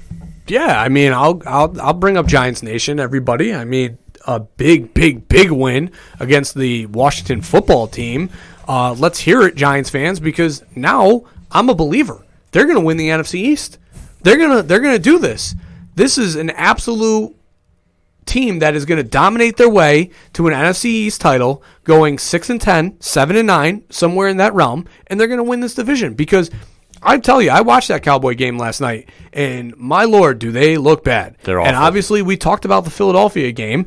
No. And Washington is terrible, too. I mean, the Giants' defense is going to be what keeps them in games, because offensively, they're bad. I mean, let's not get that twisted. But they're going to end up, they're going to screw this up. They're going to not get Trevor Lawrence. They're going to end up, this is going to be the literally perfect storm. They're not going to get Trevor Lawrence. They're going to do good enough that Gettleman's not going to get fired. And we're going to be stuck with the same shit next year where they're going to start out the gate bad and then they're going to end up finishing bad. And then we'll have to wait a whole nother year for Gettleman to be fired. So I'm patiently sitting. Also, read a funny story today from a Facebook page, Big Blue United. They were like, are the Giants going to be buyers at the trade deadline? With what assets? Yeah. I was like, what are they going to trade? They have nothing to trade. A first-round pick? If Gettleman trades a first-round pick for a rental piece, just to finish 7-9 and get bounced in the first round, then that should get him fired. But yeah, I thought that. Now the thing that pissed me off about this game was we obviously have our Yahoo locks and leaps, and I picked the Giants to cover. My wife, who is so dialed in on this shit, guys, I can't even not talk football, which is fantastic. But at the same time, it's a little exhausting. Goes, who's going to cover, the Giants or Washington? I'm like, 2.5 means you're picking the winner. 2.5 point score, you're picking the winner. Washington goes down, they score. You guys are texting me, as I'm in softball dad hell, not being able to watch the game. I get home right as Washington's completing that drive. They score the game-tying touchdown, or a game down by 1 touchdown. Now, this is the crazy thing that doesn't make any sense to me, guys. Ron Rivera, during the pre-games interviews with the play-by-play and color guys, we're in this division. Our focus is on winning this division. That's why we made our move at quarterback, because he gives us the best chance, Kyle Allen, to make it and win this division, because we're in it. All right. Then why did you go for 2 after you just tied that field goal? After you just scored that touchdown? He's always been Riverboat Ron, though. That is a dumb decision, and I'll tell you why. Because your offense, although up until that point did not play great, had just drove the ball on the Giants, proved that you can score. There would have only been about 20 some odd seconds left. You boot it deep. The Giant offense couldn't move the ball through the air on you. You're obviously not worried about a big play because Darius Slayton's their only big play option. So you would have gone into overtime, and then you're rolling the dice. That's Riverboat Ron to me. Going for 2 was basically just saying, we're a bad team and we're trying to sneak out a win on the road. That's what going for 2 told me. So now, you're sitting at 1-4, tied for second in the division. That's something to say. Yeah, and that was a bet. Go for the points. Take the points, go ahead, tie the game, and go into overtime. But now, the Giants didn't cover because the game didn't go over overtime, and they won. So now they're out of Trevor Lawrence. Gettleman's not going to get fired, and my world's over. Not wrong. You're not wrong. I'm not wrong. No. But to even interject quick before I give it to Pad, concerning the Yahoo group, 3 Fat Nerds is in first place. Fuck, I've got beef with JVD, by the way. Oh, Villains of Man is listening. Yes. Sir, kind sir, let me tell you something. You said the prior week was the worst week in the history of picking. No, things got way worse because we were all terrible this week. I got 3 fucking points. Yes, you jinxed it. You jinxed us. This is your fault. You don't say that this is the worst week ever when things could get worse. Things are never positive vibes only. I'm thankful that I don't have any extra money to bet on these games, because if I would have been betting, which I should have been doing, because being at 59%, I'd have money in the pocket right now, but I don't have it, so I don't bet. I would have been really out of luck right now. I would have been calling you to help me pay my bookie, because I would have been in trouble. Positive vibes only. We apologize for the popping that just happened with the microphone. But I was so mad. I almost texted you guys. I told Aaron, I go, JVD just jinxed all of us. She goes, what do you mean? I go, she just said that everybody had the worst week of their lives last week. Yeah, he did. No. Yeah. We all had our worst weeks this week. Yeah, this was by far and away the worst week. Ken, maybe we should cancel a coach's meet and greet with John Calipari. Yeah, this might... Yeah, Dude, might not be the best week for it. This was bad. 3 points. Yes. No, 3 wins. Same here. That's why Rich had the best week of everybody. That's why he jumped me, because I'm in second now. Tyler from Second Suitors in third. You're in fourth. Kobe Max in fifth. Vinny, I believe, is in fourth with 44, tied with So Wizards Joey. And Pad, you're right there with him at 44. There is, wow. Yeah, it's a bottleneck. Yeah, it's bottleneck right now for everybody. So, JVD, you got to hit up at Coach Stuffy11 and have that conversation with Coach. Positive vibes only, my friend. Yes. But in the 607 bracket, it's tied now with Pat and Rich, so the fight is back on. Which Rich, I think, is like 2 points ahead of me if fucking Baltimore didn't blow, because I had 2 points locked up. When we left the establishment we were at, I had 2 points locked up in that game, and I was like, sweet, 3 points. I'm going to probably keep even keel with Rich, 1 point behind him, but fucking Baltimore screwed it over for me. I just got to double check that. I want to say you guys are tied. If not, you're like right. Close. Listen, I was like, I got these games. I thought I picked a good card, and it was bad. It was definitely bad. Yeah. Pat. Yeah, tough loss for the Patriots going up against Denver. But when you had Cam, a little rusty, obviously not having played in like 3 weeks or something absurd like that, and then the carousel of changes with the offensive line. You had the 2 injuries because of COVID, I believe it was. So then you switch some stuff around, and then you have 2 more go down during the game. Also doesn't help when you don't practice. Yeah, that also doesn't help. So, and then you got Brandon Robot Leg McManus putting up 25 plus fantasy points. Good God Almighty. So shake off the rust, actually get some goddamn practices in this week, and bounce back against San Francisco next week. Yeah, and for the Bills, listen, I understand that some people were hitting me up on social media saying that the season is over because of their 2 losses back-to-back. No lie about this. I got hit up. My God. And I responded going, they lost to Tennessee and Kansas City, the 2 best teams in the AFC, not named Pittsburgh. So how is the season over already? Stop. Listen, it was a bad game by Josh Allen, and I'll be the first one to tell you it was. He pressed himself way too much. He was trying to force a lot of bad throws because he was using his arm strength. The accuracy was a little better in the bad weather. It would have been a different story. Yeah, the rain definitely, you could tell, hurt them early on. And as for the defense, McDermott sitting a couple starters to send a message about how bad they played against Tennessee was not the best week to do this on. I'm just going to put it out there because their run defense was abysmal. They couldn't stop anybody. The fact that Kansas City's running back had 80 yards in the first half running and was averaging 9 yards a carry. Yo. Like, how do you stop that? You don't. And for the Bills, it showed because even though they started turning on late because Josh was hitting throws and decided to kick on that second half magic, they never had a chance to rebound. So for the Bills, yeah, they got some rebuilding work to do. Albeit, though, they got the Jets this week. So, hey, if they lose again, then I'll say this guy's falling. That's one way to rebuild. Yeah. But like I said, if they couldn't stop Clyde Edwards-Helaire for running crazy for 161 yards, I can only imagine what they're going to do with Frank Gore. Well, the thing is like, obviously Kansas City's built for all facets of football. Rain, snow, whatever. They're going to play to their strength, which is just being a good football team. Mm-hmm. And, Buffalo obviously struggles in running the ball. So, if you... Oakland and New England showed how to beat Kansas City, right? That's the quote-unquote blueprint. It's keeping Kansas City's offense off the field. Yeah. And if you don't do it, then you're not going to win the game. And that's what happened with Buffalo. Yeah, absolutely. So, they got some work to do. Obviously, the Jets are going to help clear up a lot of those holes. But as far as the season being done and Miami was creeping up, listen, we already touched upon it. You're putting in a rookie quarterback to face the Rams when he comes back. We've got the Jets this week. Even if Fitzpatrick was still in, Buffalo's still a favorite to win that division. Yeah. That's being dumb. The sky isn't falling. So these people, what do they think? 2 losses against 2 playoff teams. Tennessee was ready for that game. Yeah, because how long have they been off for? And then they finally came back with fresh legs. And then they played fresh legs. Derrick Henry was absolutely man possessed. Yeah. And Tannehill is playing well. So you can't discredit. That's not a bad loss. It's just a loss to a really good team. Then you flip it and you got to play Kansas City, back to back. That's another good team that you're playing, Yeah, so a lot of work for the Bills to do, but obviously they're joining the rest of the team in a great week of NFL action that hopefully the lines are better going to Week 7. But definitely let us know what you think. Hit us up on that hashtag ODPH. Week 7 of Locks and Leaps. How did we rank, and what was your picks? And I can't wait till JVD hits up Coach Duffy on Twitter. This is going to be pretty epic.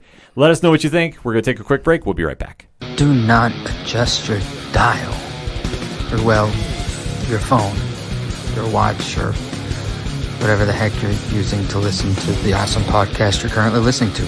I am the Duke of Nerds, Tyler Mack, and I am here to tell you that being a nerd can be a bit overwhelming, especially after 30. Life moves pretty fast in our nerd culture, and if you don't take the time to notice things, you miss out. That's why I'm here. As your Duke of Nerds, I am charged with educating, enlightening, and entertaining you on all things nerdy. I do it by running the 30 to Nerdy podcast. 30 to Nerdy is a Badcast Company production and currently playing wherever you cast your pod. Follow along each episode using the hashtag 30andnerdypod. And check out what all is going on at 30andnerdypodcast.com. Whether it's DC, Marvel, comics, or video games, I have got you covered. So tune in now. Cheers to you, nerds.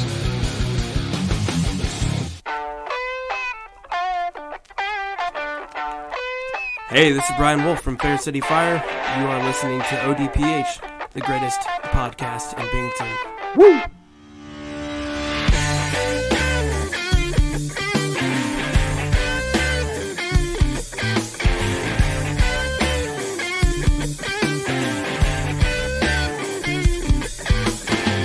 Hot lips touching, cool thighs feeling, shudder running up, her spine spinning.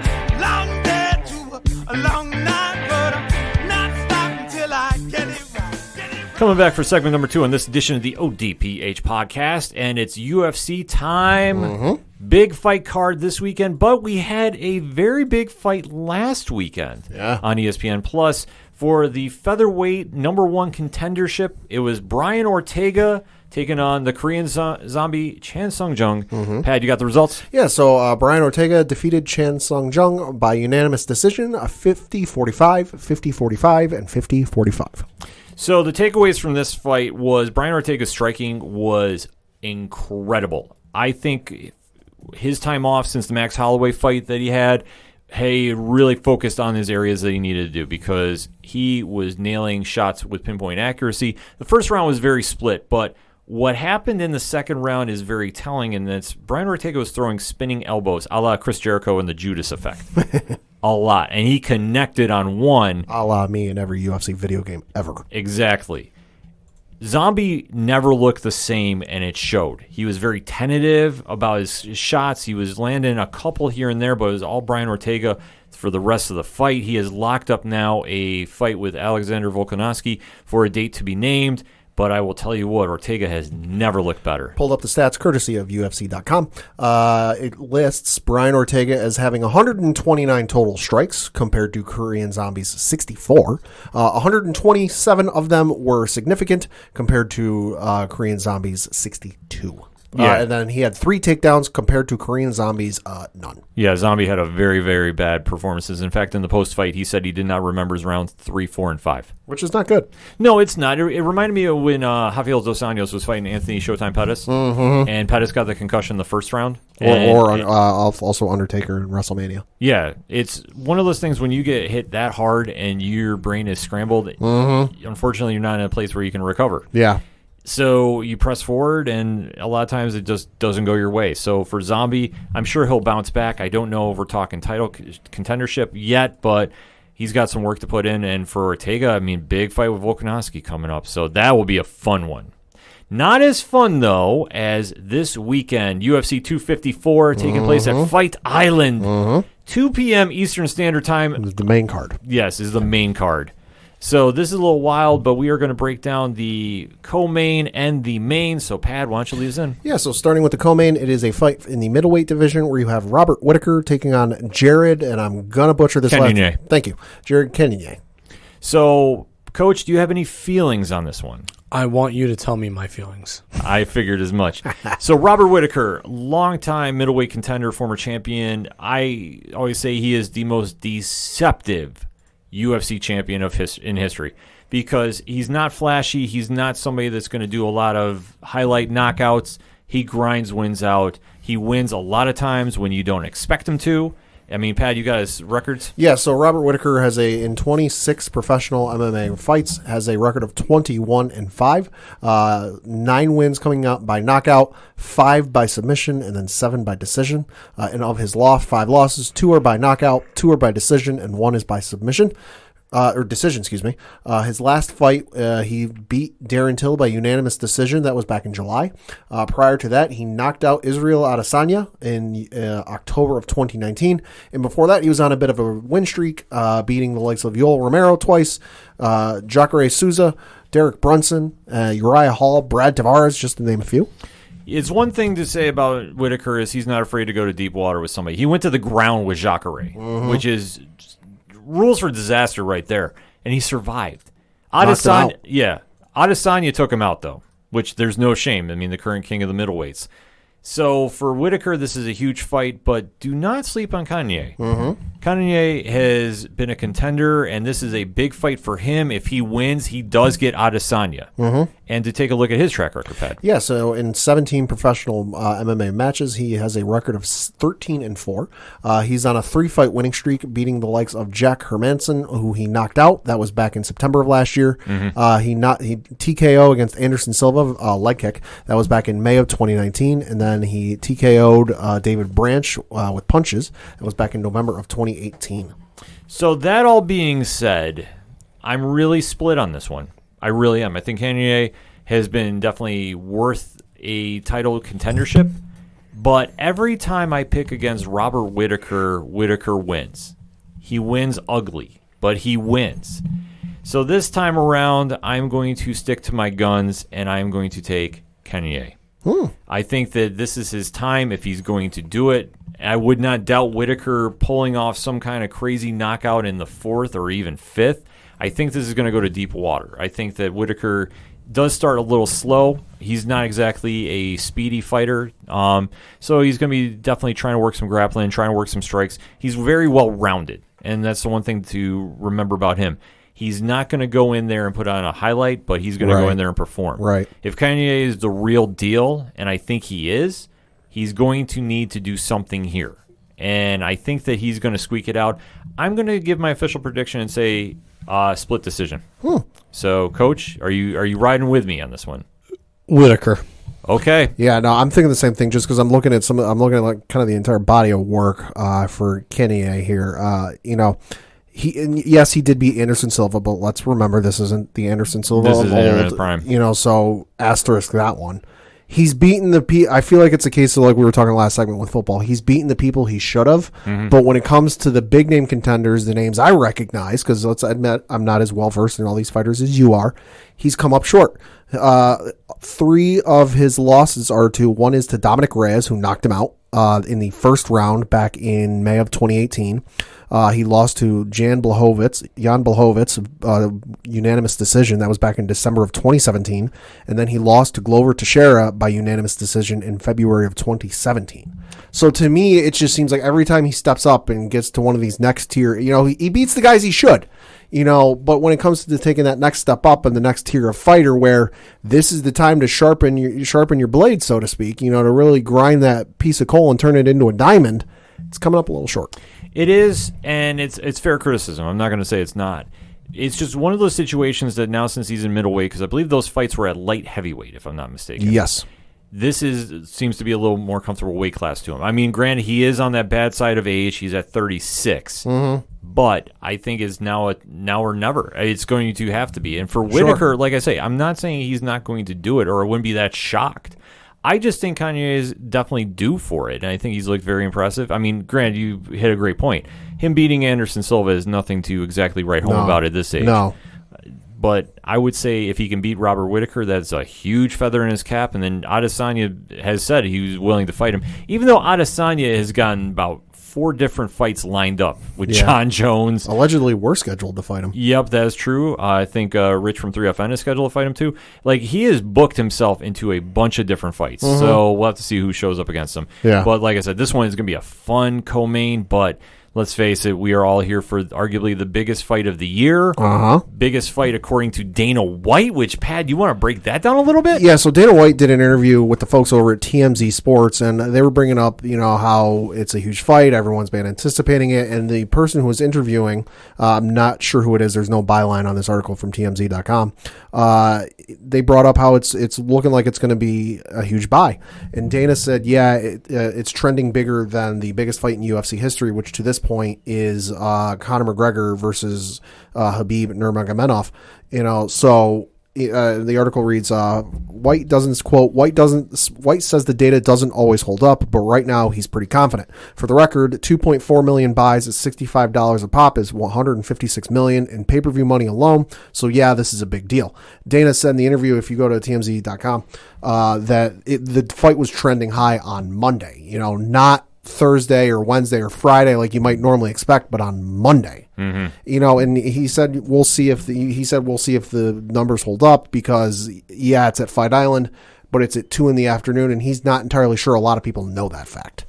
Yeah, that's something that's going to be a really telling sign when they get the buy rates back. To have a fight that early on the East Coast is going to be tough, let alone the West Coast. I love it. I'll be awake for it. Yeah, this is going to be something definitely worthwhile. Which isn't a knock on UFC. I just have a hard time staying awake that late. It's true. It's always a tough time for us on the East Coast to watch, but especially when fights go till 2 a.m. Yeah, that's another story. But this one, I mean, looking at the track record, Khabib has been the GOAT of the lightweight division. Obviously, 28-0. So 28 up, 28 down. And he's beaten every name that they have thrown at him, including Dustin Poirier, Conor McGregor, Al Iaquinta, Edson Barbosa, Michael Johnson, Daryl Horscher, Rafael Dos Anjos, just to name a few.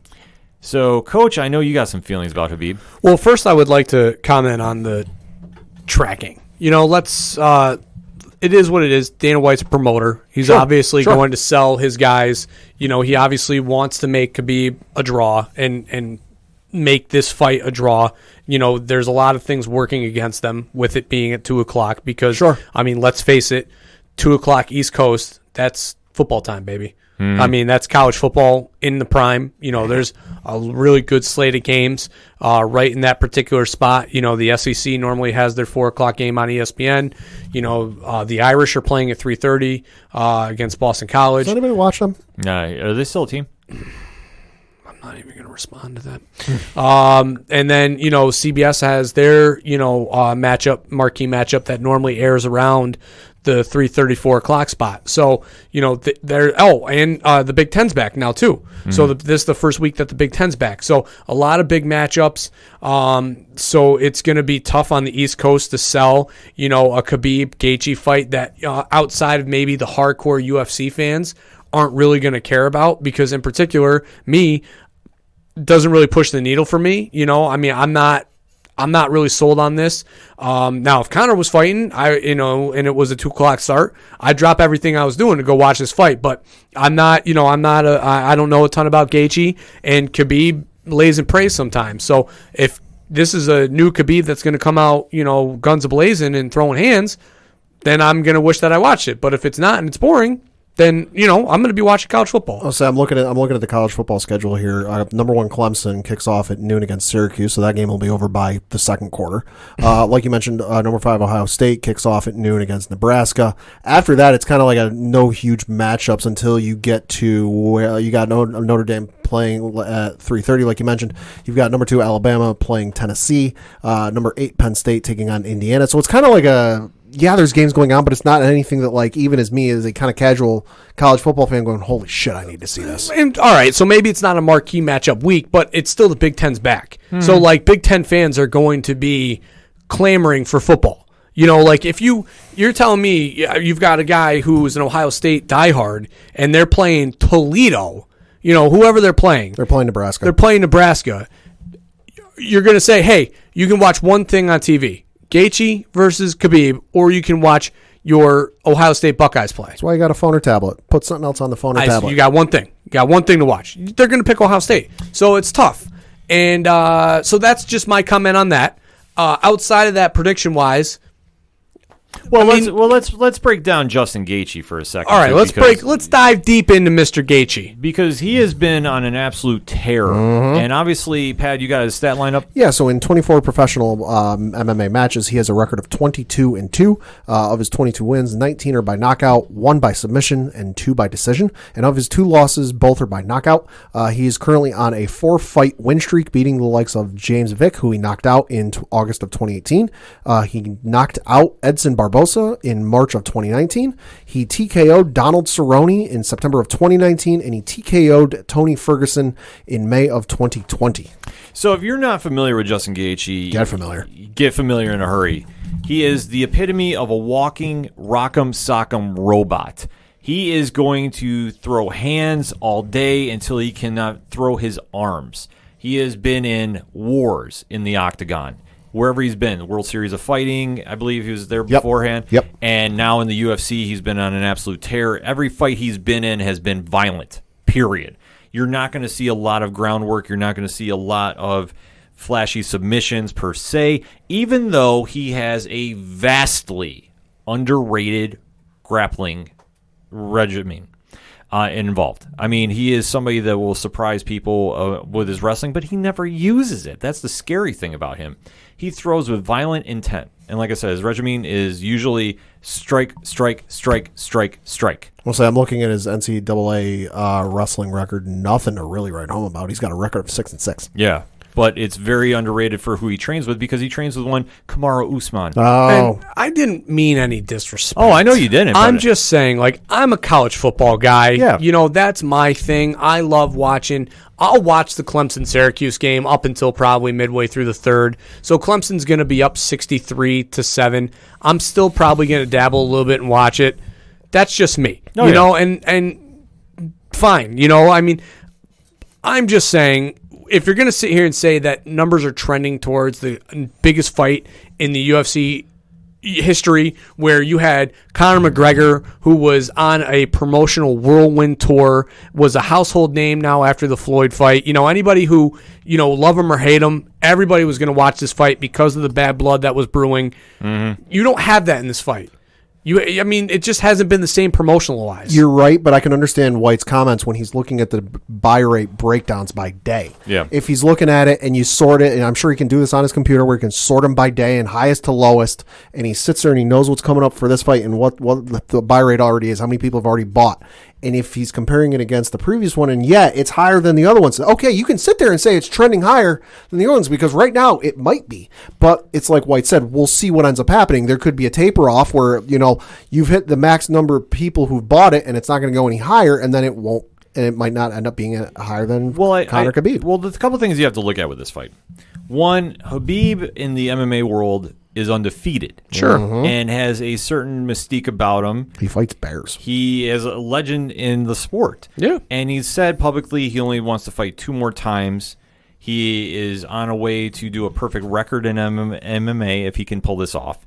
He has publicly stated, which I think is going to be a very, very vast mistake, that he wants to fight a 40-year-old GSP. So as his he's last still fight. on that kick. Yeah, he said it this week. I hope that fight happens at 2 too. So during football season, because He said priorities. he said it today. Yeah. He was on First Take on ESPN where he said, quote, "I really become excited when I think about George St. Pierre.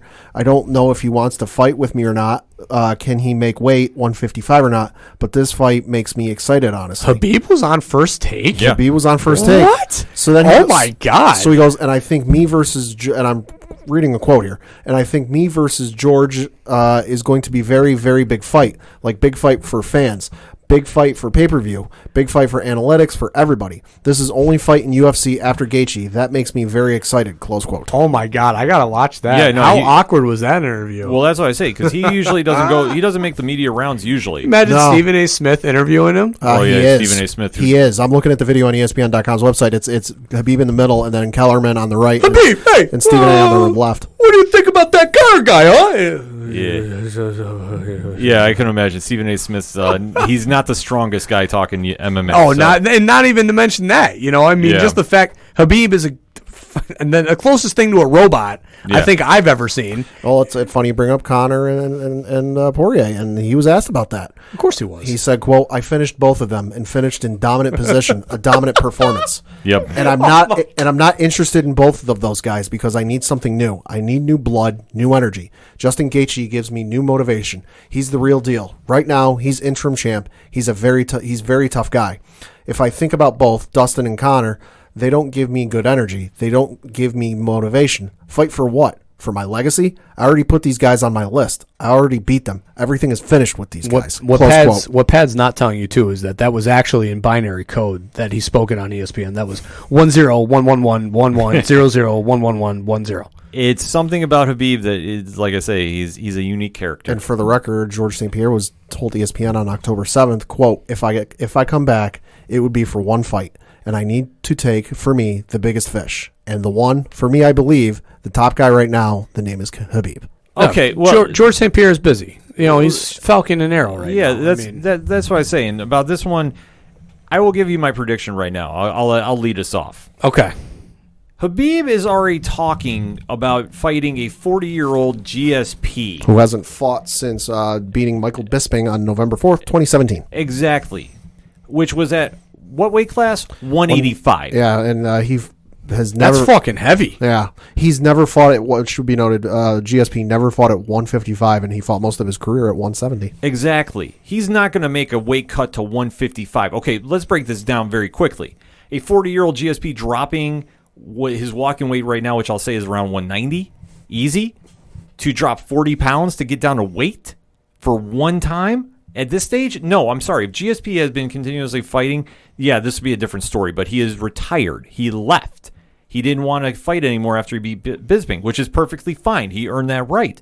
So for Khabib to be so laser focused on talking GSP, he's not seeing the guy that absolutely decimated Tony Ferguson and put a whooping on him that nobody has ever seen before.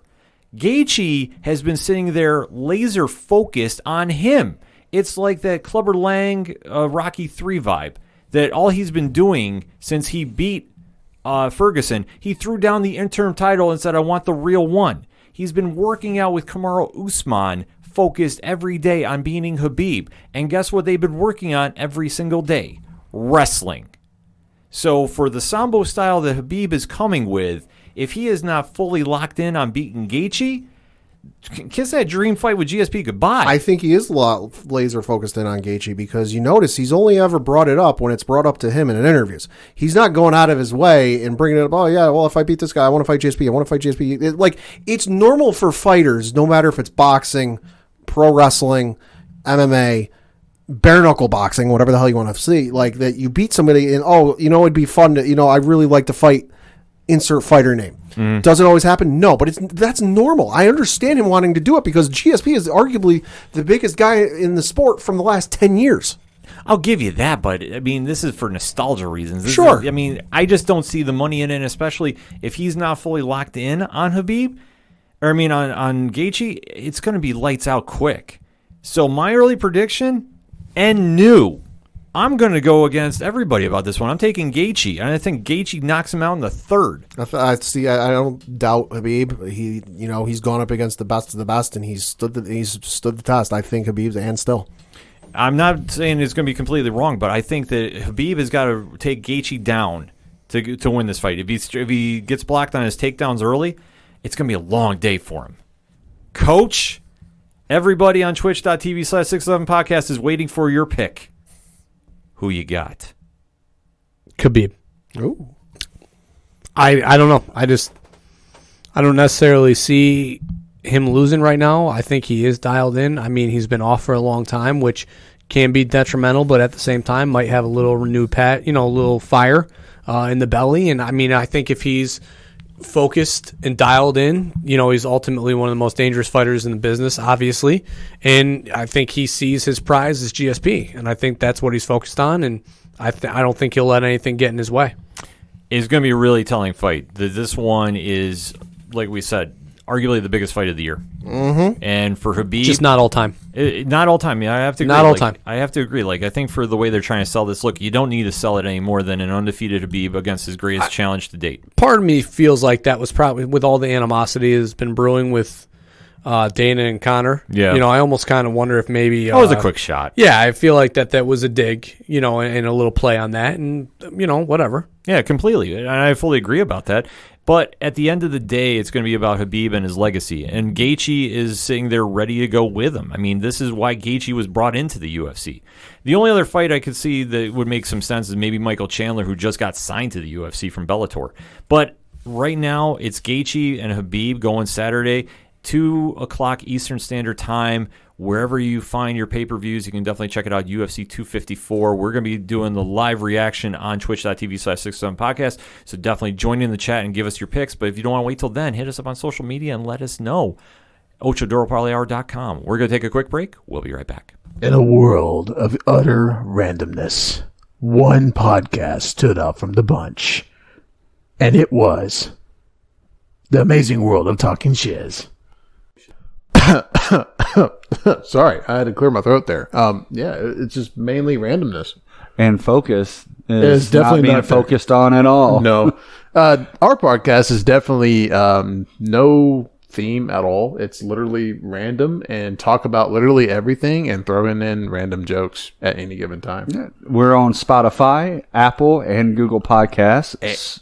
So go ahead, tune in. New episodes weekly. And we're international. International. Very, Yes. very well. So tune in. Follow us on Twitter. See you there. It's a heartbreak, soul-shaped radio attack. Taking 4 steps forward, no steps back. Hey, this is Vince, the Common Man Satoy, local MMA fighter, telling you to keep on listening to the ODPH, the 607's up-and-coming newest podcast.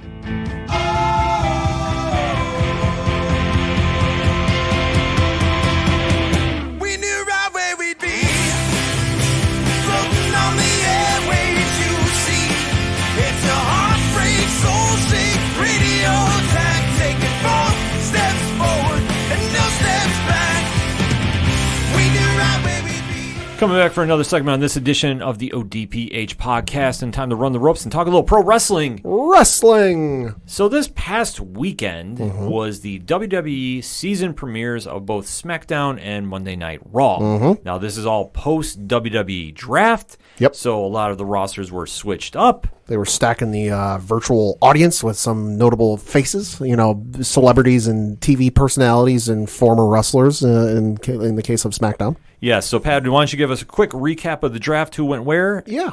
On the Raw side, for the men, they drafted Drew McIntyre, who is the current WWE champion, Bobby Lashley, who is the current United States champion, R-Truth, who I think is still the 24/7 champion. Yes. Okay. AJ Styles, Bray Wyatt, Randy Orton, Braun Strowman, Matt Riddle, Jeff Hardy, Keith Lee, Ricochet, Elias, Sheamus, Angel Garza, Humberto Carrillo, Drew Gulak, Tucker Dabakato, Titus O'Neil, Akira Tozawa, Riddick Moss, Arturo Ruas, and Eric. On the women's side, they took Asuka, who is currently the Raw Women's Champion, Charlotte Flair, Naomi, Alexa Bliss, Lacey Evans, Nikki Cross, Peyton Royce, and Lana. In terms of the men's tag teams / factions, they took the New Day in Kofi Kingston and Xavier Woods, the Hurt Business, The Miz and John Morrison, Retribution, and Lucha House Party. And then for women's tag teams, they took Shayna Baszler and Nia Jax, who are the current women's tag team champions, and then Mandy Rose and Dana Brooke. On the SmackDown side, they drafted Roman Reigns, who is the current Universal Champion, Sami Zayn, who is the current Intercontinental Champion, Seth Rollins, Daniel Bryan, Kevin Owens, Jey Uso, Big E, Aleister Black, Apollo Crews, Otis, Murphy, Kalisto, Lars Sullivan, King Corbin, and Shorty G. For women, they drafted Bayley, who is the current SmackDown Women's Champion, Sasha Banks, Bianca Belair, Carmella, Natalia, Billie Kay, Tamina, and Zelina Vega. For men's tag teams, they took the Street Profits, Cesaro and Shinsuke Nakamura, Dolph Ziggler and Bobby Roode, and then Rey and Dominic Mysterio. And then for women's tag teams, they took the Riot Squad. Coach, your initial reactions? I mean, there wasn't anything needle pushing. Nothing really changed. Bray on Raw, might help Raw, but they literally just picked up and moved all the Raw storylines that were the top to SmackDown, and then picked up the SmackDown feuds and then just moved them to Raw. So, just flip-flopping shows. I would have liked to have seen a little more of a shake-up. I know with Paul there, AJ Styles was obviously going to move, and we talked about it last week. Yeah, we said that was a lock when it came through. Yeah, right. I don't know. I would have liked more of a shakeup, and I feel like it was literally just placeholder, rinse, repeat. Pat? Yeah, Seth Rollins moving to SmackDown was a little surprising. He's been on Raw ever since they brought back the brand split, which was, 2016? Something like I believe so. 2016, 2017. So that was a little surprising. Seth has been a Monday night, the Monday Night Messiah. He's been the Monday Night staple, the guy that no matter how many times Miz and Kevin Owens switch or, AJ Styles switches, he and Daniel Bryan have kind of been like those two stalwarts that, the one's on SmackDown, the other's on Raw. But, that was a little surprising. Seeing The Fiend go to Raw was a little surprising since I know they were real big on putting him on SmackDown for the push. If you believe the rumors that are out there, with some of the names that got moved to SmackDown, I guess that was done in an attempt to kind of appease Fox a little bit and kind of give it some bigger presence that they felt it wasn't really getting with the current roster. But outside that, nothing really huge. And, a couple of interesting matchups you might see. I mean, Keith Lee and Braun Strowman, yes, please. Yeah, I would say that this wasn't a earth-shattering Raw draft or WWE draft. No. I think this was kind of very predictable. I think that they didn't do enough to really shake up the ratings and really push anything other than they really stacked SmackDown with storylines. Mm-hmm. That if you've been following the atrocious Seth Rollins, Rey Mysterio storyline, what's going on there, and how absolutely god-awful that is. That's like the only thing that really made sense of moving. I thought Raw definitely improved a little bit. Yeah. I think that they got a good influx of talent that will definitely shine a little bit more. Especially tag teams. Yeah, tag team-wise is great, but WWE needs to push them, and that's something they have not done lately. So moving Bray, though, I think that's a bigger move than anything. That I think that now he'll have more time to shine. There's more hours or minutes to fill on the show, being a 3-hour show. Yeah. And they can really go some places. And I think that that's where you saw in this past week's season premiere. That they opened with what's been developing on Twitter between the members of Retribution, which I have to say, if you're not following T-Bar on Twitter, amazing. Okay. Amazing. And decided to take a little shot at Bray. So this is where this whole feud went. So this felt very AEW, in my opinion. But they opened the show with Alexa Bliss and The Fiend coming out, and then they were met by Retribution, now led by Ali, which is supposed to be the big heavy, which I still am on the fence of like where they're going with this whole faction. Yeah. And The Fiend takes everybody out. And then in comes the Hurt Business, which has been the best storyline on Raw. The Hurt Business now have a match with Retribution, and they beat Retribution, and also Bray uses the claw on T-Bar. So you've now buried your big faction that you were supposed to start in with. That you've been pushing for like 4 months, however long it's been. Yeah. To where do you go from here with them? Yeah, this is the one part in between the Cowboy Cardinal game that I caught. I mean, Hurt Business is face now. I mean, they're going against Retribution, who are supposed to be bad guys. Well, they're switching more times than Big Show did. It's a weird tweener phase. Yeah, it's doesn't make any sense. The Retribution thing already is flat and over for me. I mean, you can't let them get constantly dominated, then have one guy, albeit he might be the Fiend and he might be all powerful, but just come in and take out everybody. That's a bad look. I mean, factions are supposed to be factions for a reason. They're supposed to gang up on the weak, dominate them, and seek, destroy, and repeat. Then leave. That's what made the NWO so sick. They would come in, they'd jump you, they'd baseball bat you, they'd spray paint you, and then they'd party their way on down the ramp and leave. Yeah.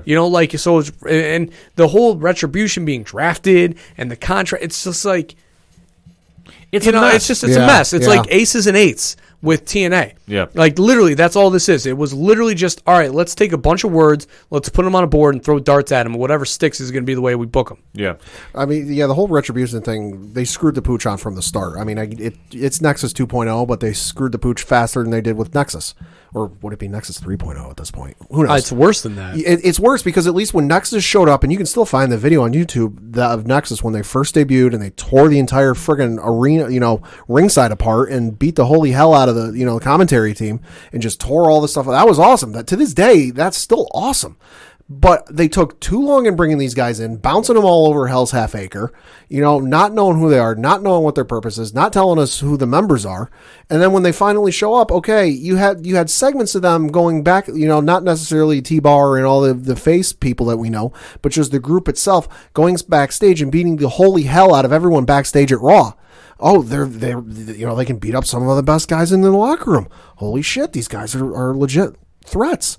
Oh wait, they just got beat by Hurt Business. Never mind. Yeah, again, it's a weird deal that they have, and I don't know how this is going to be redeemed unless they have a big main eventer take over the faction. I don't get it right now. And I mean, there is no way. The only way, I guess, there really is no way to save it. No, there isn't. So that's why I'm hoping Bray goes around and hits everybody with a claw, so they go back to NXT gimmicks, and we just forget about this even happening.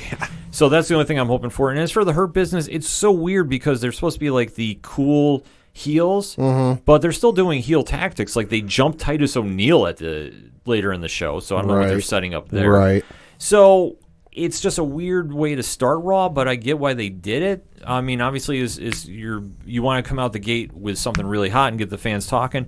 And the whole Alexa Bray thing is probably the most interesting thing of the night, and they started early with it. Probably the only thing that's over now. Yeah, because then they closed the show later with her in the Firefly Funhouse wearing a Freddy Krueger sweater. Right, and then right.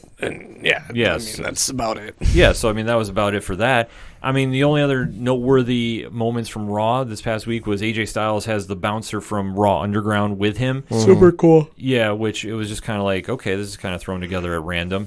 Then there was the train wreck that was the women's fatal four-way for the tag match. Right, yeah. Which, I'm sorry, why do you break up the Iconics if you're going to pair Peyton Royce with Lacey Evans? Makes no sense. No, it was absolutely messy.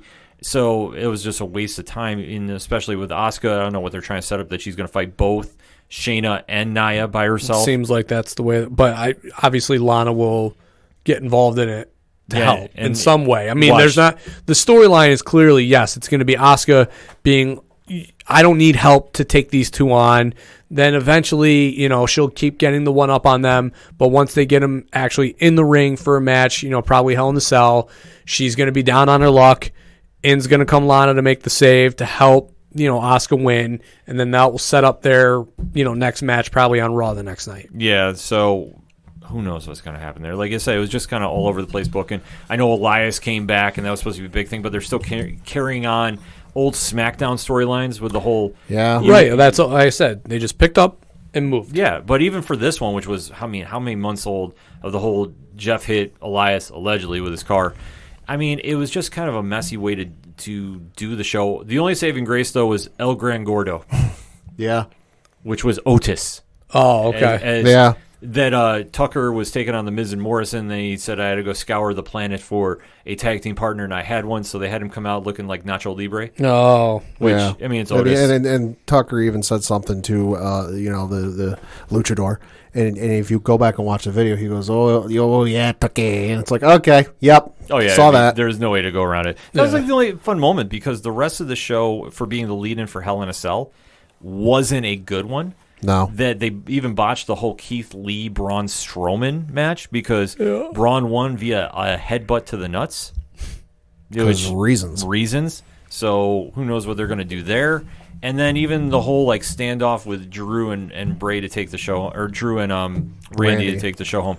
I mean, it was what it was to build up. But I mean, going into Hell in a Cell this week, the only match I care about on that pay-per-view is the Roman Reigns Jey Uso one. Mm-hmm. Can you just imagine, if I may just sidetrack here? Sure.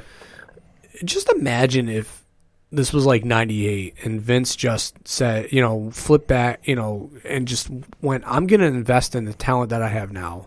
And we're just going to dive full head of steam in this and actually believed in the talent that he had right now.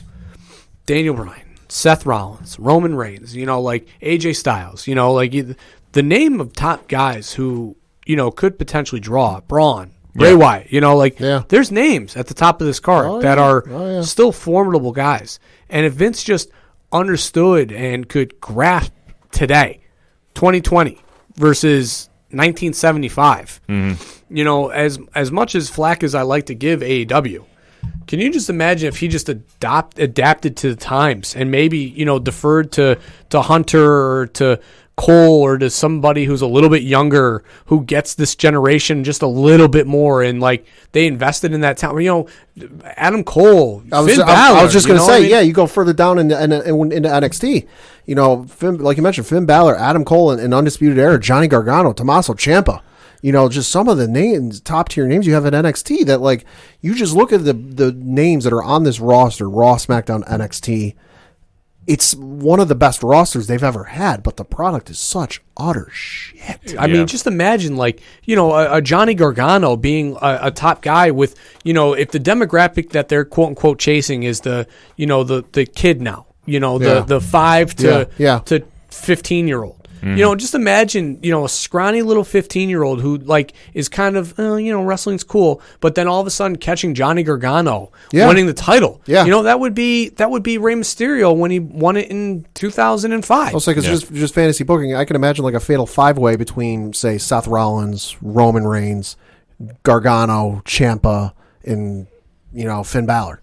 that, I don't know if that's 5 names, but like that to me just goes, holy shit, that'd be an amazing match. Yeah, and I mean, Adam Cole, albeit, is the reincarnated version of Shawn Michaels in today's generation. I mean, okay, so Michaels might not have been a quote-unquote top draw, and brought money in the way that Stone Cold and Hogan and those guys did in The Rock, but they don't get there without Shawn carrying the strap for so long. Nope.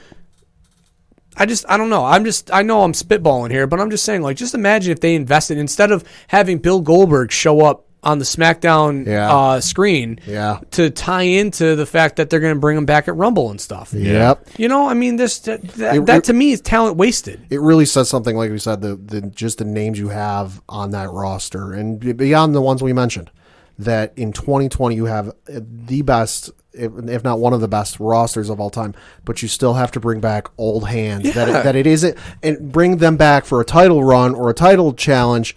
And it's not they're rumored to be coming back for the Royal Rumble, right? And if my son is 4, if he is a quote unquote target demographic, 2 things: A, Raw should be getting done at 11 because I'm not letting my child stay up till 11 o'clock. Yep. That's starters. But B, I'm not going into this saying, "Oh, that's Bill Goldberg, son."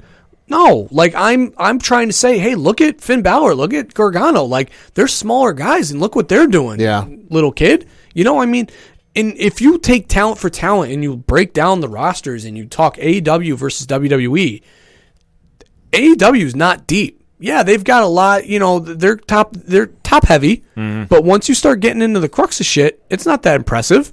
But then you look at WWE and you're like, I mean, the list of names can keep going. Yeah. I don't get it. I mean, this is a State of the Union, so I guess I just gave the State of the Union. And also not trusting in the talent you have on your roster, so the names we mentioned, is how you end up with pieces of shit like Goldberg versus Taker. Yeah, I mean, facts. It's true. It's just Vince. I don't know if he just needs to really step back or just allow Hunter to have more of an influence. Well, he's got to do something. I mean, to me, part of the problem is that they just can't figure out who they're trying to target. Yeah, because they try to grab our attention, right, by saying, "Ooh, look, it's Bill Goldberg." Oh boy, you guys remember Bill? He used to spear everybody, jackhammer, and leave. See, but I wasn't watching wrestling at that point. I don't give a shit about Goldberg. It was cool. It was cool to see him come back. Don't get me wrong, because I never got to experience that. But that was a one and done. I'm like, all right, I'm good. Like, I don't need to see him come back. So, like, you and I, like that, they're, hey, look, Goldberg, you guys remember him in WCW, right? I also remember him in Saudi Arabia. Yeah, but besides, not even just that, just the fact that I don't care about a guy who's been retired for 10 years. Now, you want to bring The Rock back.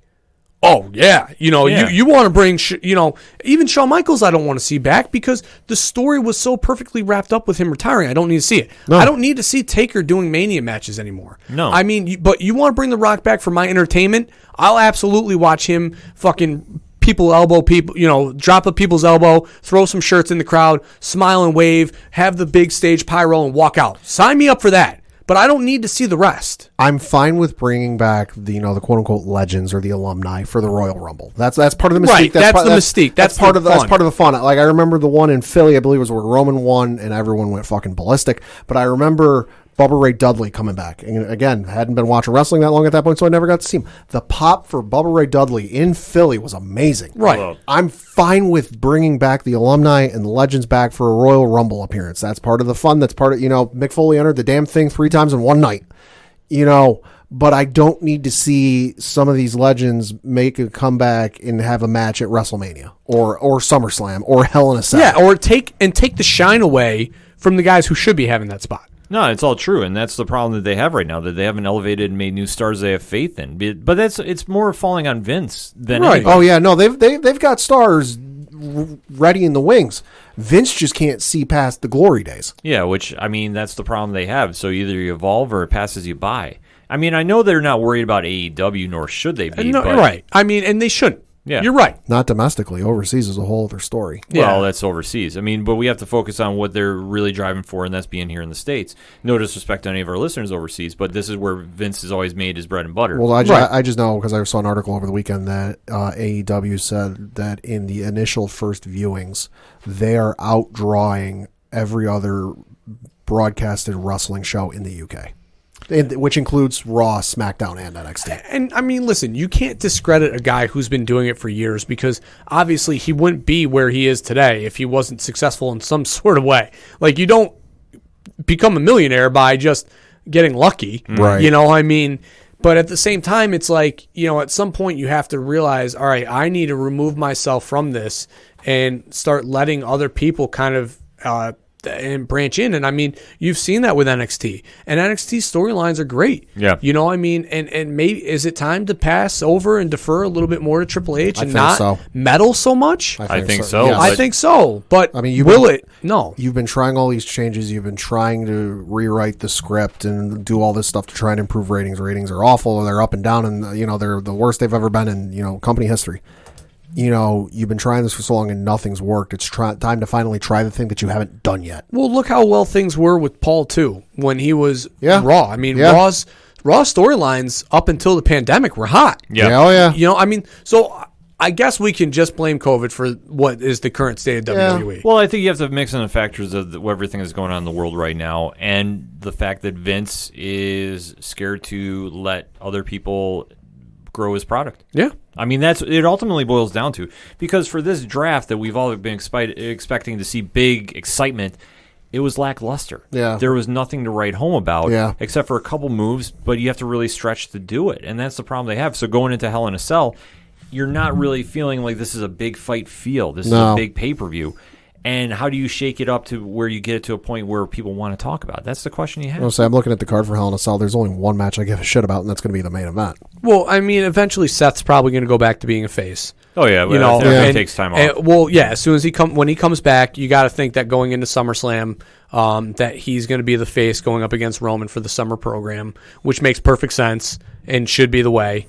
And you know, and then Daniel Bryan will be there, probably, you know, holding the middle, you know, the cruiserweight title or Intercontinental title. And then on the Raw side of things, you have to imagine that Drew's going to end up having to go against AJ Styles at some point, you know, once this thing's done with Randy.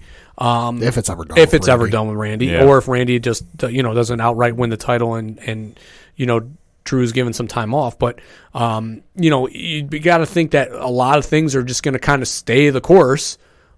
Even up to Mania. Yeah. You know, I mean, that's just, I don't see anything that pushes the needle where it's like, all right, you know, AJ Styles is going to go to Raw and, you know, boom, the show's going to take over. Or Riddle, you know, like, I don't see that happening. No. All I see is guys are still just going to, it's just going to be a steady course up until Mania, and it's just going to be, you know, or the Rumble, and it's just going to be a crapshoot who wins the Rumble. Yeah. Yeah, so it's going to be something that we're just going to have to keep our eyes on moving forward. But for the first shot out, I would grade it a C-. And I think that's fair. C-, D+, somewhere in there. Dude, honestly, I hate the Cowboys, and I'm not an Arizona guy. And I was like, I'm going to watch football. I'll say, I could have understood it even if Chandler Jones was playing, just to see Chandler play. Well, right, but I mean, I'm not, you know, I don't have, you know, I'm not a UE guy, so I don't, you know, Chandler plays. Local guy. Yeah, I mean, kudos. But I was like, no, I want to see this Dallas team. And that's where my priority was, because I'm like, if something happens on Raw, one of you will probably text and say, "Oh, catch what's happening." Yeah. But that didn't happen, and I was like, "All right, I'll flip back and forth on commercials." Even I wasn't watching just because I was playing Skyrim, because I just haven't cared about anything. Exactly. I've watched the pay-per-views and I'm aware of what's going on, but it's just Raw has been so bad for so long that I'm just, until it gets better, I'm not going to watch. Legitimately, outside of us talking about it on the show, you know, and I know we should probably do a better job of watching, because we do talk about it. I catch the highlights. Yeah, and I catch the highlight, but I'm just saying, like, you know, I can't get into it right now. I have zero interest. Yeah. Outside of my passion for it and just reading the rumors, if it wasn't for that, like the fact that I do love wrestling deep down, I wouldn't probably even care what's going on right now, because nothing's holding me fast. And I mean, I think Seth Rollins is one of the greatest wrestlers to ever be in the ring as far as in-ring technician. And Finn Balor is one of my all-time favorites. And I really, you know, and Daniel Bryan is enjoyable to watch, and it's art when he's in the ring. And same goes for Adam Cole and those guys. Yeah. I just can't watch it. Yeah, no, like, don't get me wrong. Drew McIntyre, Randy Orton, normally I'd be like, all right, yeah, that should be a good match. but I shouldn't have to be watching the build up and match from when they started it in like April or May. It's something that they just have to find ways to improve. I mean, that's the thing. And I mean, obviously, you have to factor in with what's going on in the world right now, sure. But they haven't taken those steps that they need to. And I don't know if there's a right or wrong answer of when that's going to happen. That they just need to focus on internally, building storylines, building stars, and doing something with it. I mean, as somebody who covers the show like you and Rich do, at some point you guys just have to feel like you're just being negative all the time, right? Mm-hmm. Like, I mean, that's probably I'm asking a legitimate question. Like, does it come a point where you guys are like on the show and you're talking, and you're like, you take a break, how we kind of shoot the shit in between segments, and you're like, damn, Rich, were we too negative, too much? No, because I mean, I don't see any positives. No, we're very critical about it. In fact, I know that with everything going on with their whole Twitch and Cameo nonsense, which is just another ball of wax. Yeah, that's a whole other issue. Rich has actually turned off from it. He said it publicly on the show that he's not really watching the product. And honestly, I watch it just because it's forced a habit, because I'm waiting to see if they find ways to improve. And honestly, I'm more tuned in to watching the indie stuff right now. Yeah, to be honest. That it's something that I just use the WWE as the benchmark because that's the brand that I grew up on. That, okay, is this better than X, Y, or Z? Like, is it better than New Japan right now? No. New Japan's running flawlessly. Is it better than AEW? In my opinion, yes. I think AEW has a lot of work that they haven't even touched upon. That they have a great, talented roster. The in-ring work is super indie, but storyline-wise and production, it's a shit show. Point blank. Ring of Honor is doing some more work, and I know they brought back the Pure title. Yep. So that's going to be something to really watch and see what they go with it. And Impact Wrestling has actually been something that people have been sleeping on. Yeah, it's actually not. I've caught glimpses, and it's like, all right, this is enjoyable. Yeah, we're actually doing the live reaction video after UFC this weekend on twitch.tv/6on podcast. Long day for you guys. Yeah, it's going to be a long day. No way around it. It's going to be a lot of coffee drank that day. But it's something that we as wrestling fans are looking forward to. That it's just there's alternatives that are really stepping up. And for Vince and company, read the room. Your shit sucks. Yeah, they got to do something. Will it happen soon? PU. Maybe. Yeah, well, in any case, we should mention the card that's coming up this Sunday. All right, sorry, we got on our tangents there. Go ahead. No, it's fine. The Hell in a Cell card does take place this Sunday. Let's start like 7 o'clock, 8 o'clock. Check the network.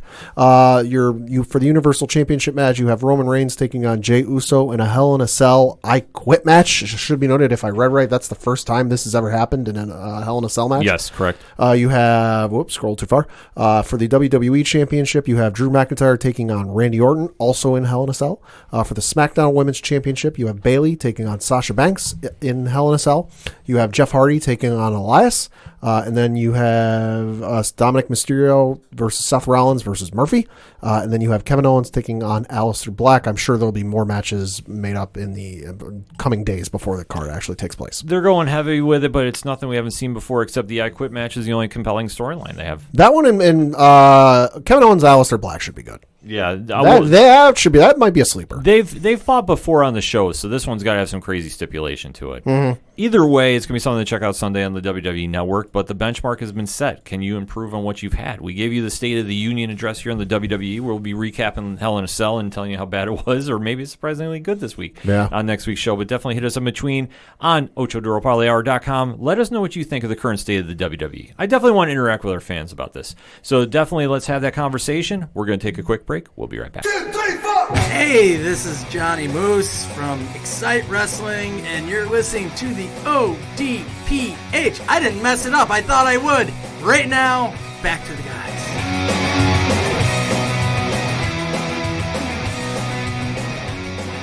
Coming back for the final segment on this edition of the ODPH podcast. Time to take the show home and round those bases. Pad, lead us off. Starting tonight, as we record, is Game 1 of the World Series taking place in Arlington, Texas, in the brand new home of the Texas Rangers. You have the number 1 seed Tampa Bay Rays out of the American League taking on the number 1 seed out of the National League, taking on the LA Dodgers. Game 1 is, of course, tonight at 8:09 Eastern on Fox, where you have Tyler Glasnow taking on Clayton Kershaw. After that, all games are 8:08 p.m. Game 2 is on Wednesday, October 21st. Game 3, Friday, October 23rd. Game 4, Saturday, October 24th. And then the next 3, if necessary, Game 5 is Sunday, October 25th. Game 6, Tuesday, October 27th. Game 7, Wednesday, October 28th. I will be tuning in. I don't know who I want to win in this. I got no dog in the race. I kind of want the Rays to win just because my girlfriend likes the Rays. So I promised her if the Rays win the World Series, I'll buy her some gear for it. So go Rays. In terms of the playoffs, though, I saw Rob Manfred gave an interview today, I believe it was with the Associated Press or somebody, where he said he liked how the expanded playoffs went, and they might bring it back next year. And to which I say, you know what? I agree with that, because this year's playoffs were probably some of the most exciting I've seen. A lot of great playoff action, but Pat, you can't root for Tampa Bay willingly. I understand Liz Bailey is throwing a karma in, so shout out to Liz. Yes. But Dodgers, man. Anybody from the NL. I mean, anybody. I don't mind who wins this World Series. Tampa Bay's never won a World Series. The Dodgers haven't won a World Series since like 88 or 89. So either one would be good. Yeah, so I'm taking the Dodgers for this one. Okay. Coach, your base. Ladies and gentlemen, Doc Emmerich, famously of the NHL broadcasting team, worked with TSN and ESPN, and now famously with NBC broadcast, has retired. Wow. 47 years, a long time career in the biz. Did many of great games. I mean, was back legend. in my 94 NHL Stanley Cup tape, DVD that I have of the Rangers box set. Did a lot of those Devils games. So, obviously had his hand in a lot of big moments in NHL history, and, love him or hate him, he was a personality.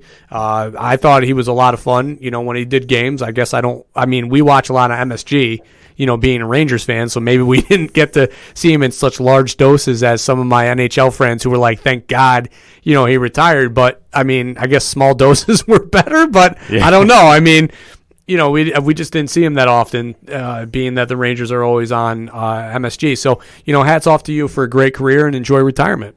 Absolute legend. Absolute legend. So congratulations for your retirement, sir.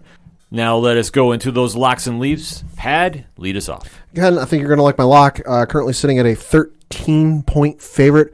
I'm going to circle those wagons. Yes. I'm going to take the Buffalo Bills to defeat the New York Jets because who are the Jets? What are the Jets? They're god-fucking-awful. They're hot garbage. They are hot garbage, and for, as much as I've seen Josh Allen play, I think he's going to shred those Jets apart. And then for my leap, I'm looking at the Pittsburgh Steelers and Tennessee Titans game. Currently, Pittsburgh is a 2-point favorite. I think with Derrick Henry absolutely running the ball and running down Pittsburgh's throat, I think there's only so long that Pittsburgh's going to be able to keep that up, and I think Tennessee's going to be able to pull out a win. I took you with Tennessee, too. Okay. That's my leap. Coach? I have also the Bills because, how do you go against that? They're good and they're bad. And my leap is going to be, I'm going to go with the, I'm going to do it. The Giants. Uh-oh. 4-point dogs going into Philly. Uh-oh. I really fucking hate Thursday night games, especially the road team. But you know what? There's something in the air right now. This Giants defense is very, very good. A lot better than probably people give them credit for. So I'm gonna go with the Giants. Solid pick right there, my friend. As we said, I took the Titans as my lock, or my leap rather, but my lock, Cleveland Rocks. Show me something against Cincinnati, 3.5 favorites. Enough said. I'm just going to do a very quick outro because everything you need to find out is on OchoDuroParlayHour.com to continue the conversation after this podcast is aired. So definitely stop on over, swing by, join the conversation on all our social media accounts. You can find every link and so much more on OchoDuroParlayHour.com. And remember, use the hashtag ODPH because that's all I got for this week. So for your coach, my coach, the coach, Coach Duffy. Good night and go Giants. For the one and only Padawan J. Thank you. I'm your host, Ken M. Circle those wagons, Bills. We got to get back on track. Thank you, as always, for listening to the ODPH podcast, better known as the Ocho Duro Parlay Hour. See you next time.